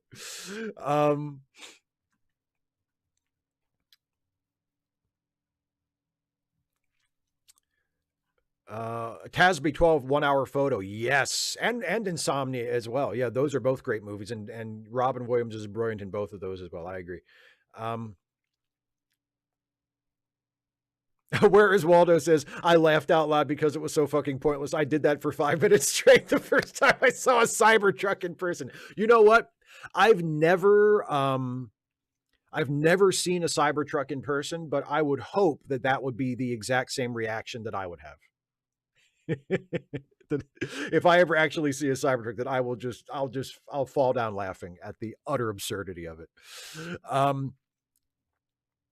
Wolfram Hart says, but the better way to look at Andor is really with it having 3 or 4 arcs, really 3 separate movies connected together, 12 episodes. But again, it's boring. Like, I recognize that is the structure. And I made a video about that after I watched the first season, where I argue that even though I didn't like Andor, that way of structuring a season is actually, in theory, is a really good way to do it, and is much better than trying to string a single story along for an entire 10 or 12 or 13 or 15 episode or however many episode season. The idea of it is sound. I don't think it worked for Andor, in my opinion. Obviously, people disagree with me. But the idea of taking 12 episodes, let's say, and breaking it down into smaller 3 or 4 episode arcs, that's really smart. You know, I think it's even better if within those 3 arcs, you still are doing mostly self-contained episodes to further the arc. But even if you're not, using 12 episodes to tell 3 or 4 stories is a better use of the time than using 12 episodes to try and tell one story that can't be, broken down into smaller units. So again, like, I get what Andor was doing. I just don't think it worked for me. And here's the thing, after someone has watched something and not enjoyed it, it's really hard to talk them into enjoying it after the fact. You know what I mean? Like, I just didn't like it. I thought it was boring. And you can say, well, but what about if you consider the fact that it wasn't just, 12 episodes of stringing out the same story? What if you consider the fact that it was actually told through smaller separate arcs? Okay. I mean, I acknowledge that. I recognize that. I still didn't like it. It's just, anyway. Steve Chisnell says, you're a Star Trek fan, so I have to ask your opinion of Galaxy Quest. I love Galaxy Quest. I think Galaxy Quest is an incredibly hilarious movie. It's a wonderful and really smart and really sharp satire of Star Trek, while also being a really good Star Trek type movie. Like, it succeeds at both making fun of something and being a really good example of the thing it's making fun of. It's great. I love Galaxy Quest a lot. I think there was a super chat I missed. Yes, from Kirok. Remember this, Steve? Mork calling Orson. Yes, of course. Mork and Mindy. I loved Mork and Mindy. I was a little too young to watch Mork and Mindy when it was originally on. But I saw it in reruns a lot in the early and mid 80s when I was growing up, and I loved Mork and Mindy.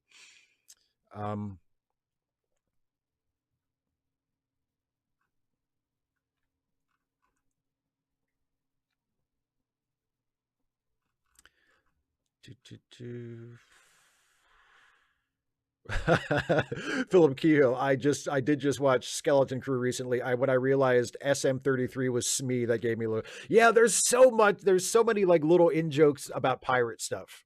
I love that they said, let's do a pirate show for Star Wars. And they literally did that with just like sort of a layer of Star Wars laid over top of it. And it works just wonderfully. I think it's with the possible exception of the first season of The Mandalorian, but I still think the first season of The Mandalorian was very good. But other than that, I think Skeleton Crew is by far my favorite Star Wars thing since The Last Jedi. I thought Skeleton Crew, and it was such a surprise because I wasn't expecting to like it as much as I did, but I ended up just loving it. Kara Yu says, what about the Orville? I like the Orville. I thought the Orville apparently they are going to finally make another season of it from what I've seen. But of the 3 seasons that we have so far, I do think it gets better as it goes along. I think it's a little shaky in the first season. They can't quite strike the right balance between comedy and seriousness. And then it figures that out and gets more confident in season 2. And season 3, I thought was excellent. The only problem I had with season 3, and I know I've mentioned this before, and I apologize for repeating myself, is that I thought the episodes were too long. I thought almost every episode started to drag a little bit. They were all just a little too long. Because season 3 was the first season that was produced first and foremost for Hulu. It wasn't aired on Fox. It was produced to be released on Hulu. And so the running time restrictions were not as tight. They didn't need to hit like exactly 44 minutes to be aired in a 1 hour time slot on network TV. They could sort of spread out a little bit more with a streaming episode. And I think they got a little too comfortable with that. There, almost every episode of that season, I think, should have been edited a lot tighter than it was. But that aside, I thought it was I thought even with that criticism, I thought season 3 was the best season of the show. So yeah, anyway, I'll get this member message from Steven and then I'm going to start wrapping up. Stephen G. Clenard says, have you considered wearing your hat upside down or are you signaling distress? So confused. Because yes, the Maryland patch is upside down. Yes, it should look like that, but it looks like this. And it's a very subtle difference that a lot of people who aren't aficionados of the Maryland flag might not notice because of the pattern. It doesn't immediately look upside down, but it is upside down. I will tell you what I told the spirit of the Maryland flag in the video I made last year, which is, yeah, sure, it's a political statement. All right. I will answer some final questions after I go through my end of show spiel, and then we'll wrap this up. Yeah, Brad, I think so. I think they announced that they're doing another season of Orville. You might want to look that up on your own. Don't hold me to it, but I think that there's another season of the Orville coming. Anyway, if you enjoy this stuff I do on YouTube, if you enjoy this live stream and all the other videos I do, and you are able to do so, and you would like to support this channel financially, and help me to continue to do what I do and continue to make videos, you can do so by becoming a patron at patreon.com/Steve Shives or becoming a channel member by clicking the join button here on the YouTube page. If you become a patron or a member at any level of support, one of the options that you unlock for yourself is you get the ability to submit questions for these Ask Away live streams. And those questions that are submitted ahead of time, the week leading up to the live stream by my patrons and members, are those questions that I answer in the first part of the show. So if that's something that appeals to you, or if you just want to help me out and support the channel and enable me to continue to do this, and of course, if you can afford it, please consider becoming a financial supporter of the channel by going to patreon.com/Steve Shives or, clicking the join button to become a channel member. Also, don't forget, while we're on the subject of giving money to people, if you do have some extra money lying around that you don't have anywhere else to put, as some random geek mentioned earlier, and as Geek has been sharing the links in the live chat, consider helping out some friends of ours who need a helping hand, including the people who were linked in the links that Geek was sharing in the live chat just now. And you can also, for your convenience, go to charitylinks.page, which is also linked in the description of this live stream. You can go there and find the links that Geek was sharing in the chat and some other ones, some friends of ours who need a helping hand. And I would encourage you to do that if you are of a mind to, and if you're able. As Dana always says when she mentions charitylinks.page during our live streams, helping people is good. So help people if you can.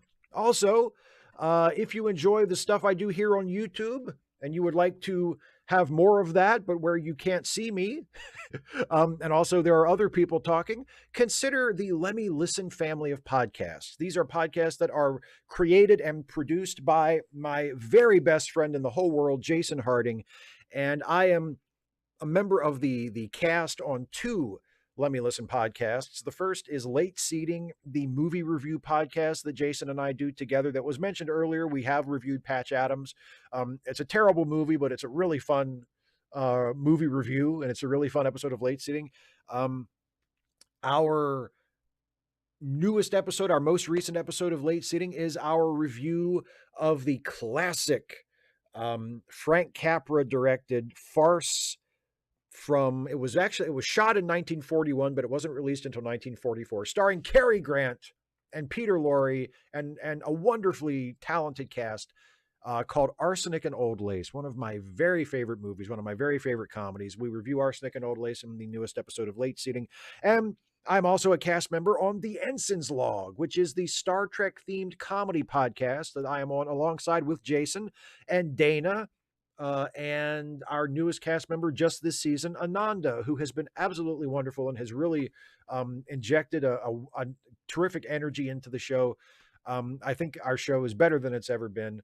And if you enjoy Star Trek and you enjoy funny Star Trek stuff, comedic Star Trek stuff, you should check out the Ensign's Log, because all the four of us play original characters that we have created for our show who exist within the Star Trek universe. And at this point in our show, we are all living on Deep Space Nine, and Deep Space Nine stuff from the actual show, from the actual Deep Space Nine series, is kind of happening in the background while we are doing our own thing and telling our own stories and getting into our own kind of trouble. It's a really fun show. It's a really funny show. We have a lot of fun making it. And if you are a Star Trek fan and a fan of comedy podcasts, check out the Ensign's Log if you haven't already. I think you'll enjoy it. All right. I believe that's it for the final plugs. Let me take one last look at the live chat and see if there are any final questions. And then we will call this a night. Let's see.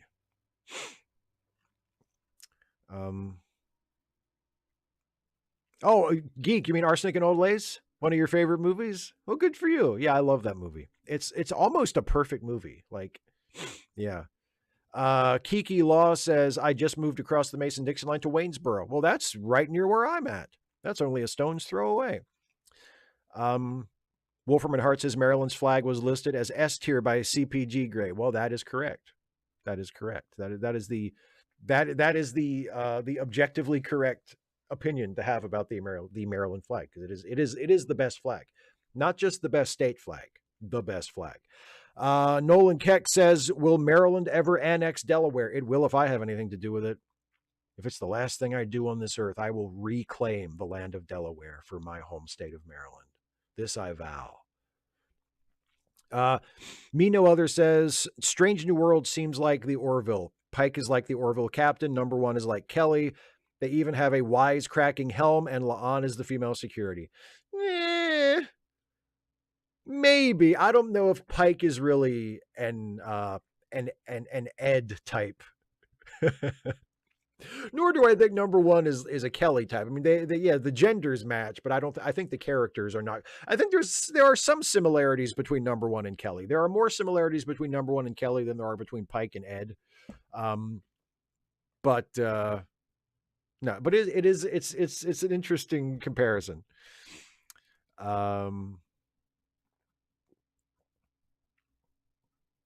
Hannah Brown says, have you ever seen Event Horizon? You know what? I don't think I ever actually have. I don't think I actually ever have watched Event Horizon.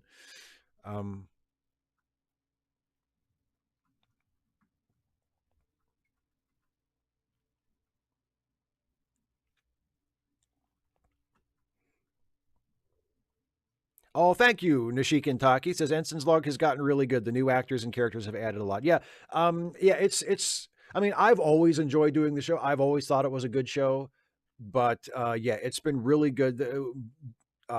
Jason and Dana and I have really great chemistry as a three-person act.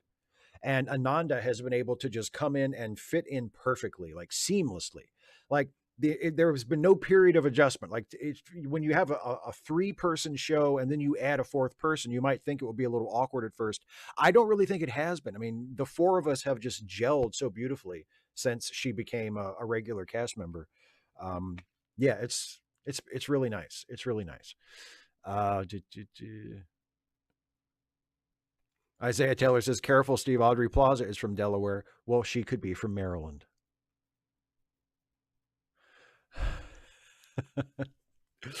John Stewart says, how do you think they'll resolve the La'an problem on Strange New Worlds? Is there really a problem or just tedious fans? I don't think there is a problem. It's tedious fans. What's the problem? That she's a relative of Khan Nooney and Singh, but they're not supposed to know who Khan is? Who gives a shit? There, I solved the problem. Like, all that needs to happen is the next time someone asks like Akiva Goldsman or Alex Kurtzman that question and says, what about the La'an problem? All they have to do is say what I just said. Hey, who gives a shit? Problem solved.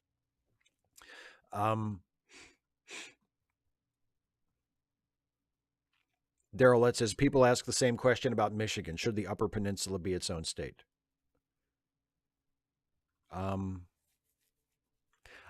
I'll trade you the Upper Peninsula of Michigan being its own state if Maryland can have Delaware back. How about that? Isaiah, yes, I have seen Free Enterprise. Yes. It's been a long time though. I should probably watch it again.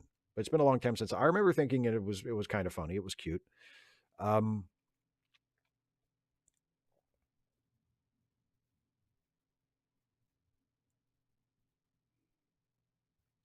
Yeah, Hannah, I mean, I didn't like avoid it on purpose. I guess I've never gotten around to it. But yeah, I mean, the cast seems great. Yeah, I mean, Lawrence Fishburne and Sam Neill. What's to complain about there? Anyway, I believe I'm going to call it a night on that note. Sereno Geek says DC should be a state. You know what? I agree with that. Taxation without representation, as the bumper stickers say. All right, that's it, everybody. Thank you all so much for watching. Thank you all for the awesome questions and interactions in the chat. I hope you had a good time. I had a good time hanging out with you tonight. Have a good night. Have a good weekend. Happy Valentine's Day, whatever your plans for Valentine's Day or Valentine's Day weekend may be, if any. I hope it goes well for you. I hope you have a good night and you have a good weekend, regardless of what your plans are. And I will see you for another one of these in 2 weeks. And Dana and I will see you for a watch-along live stream on Wednesday. And I'll see you with the normal, proper, pre-recorded, edited videos a bunch of times in between. So thanks a lot, everybody. Take care. I'll see you around.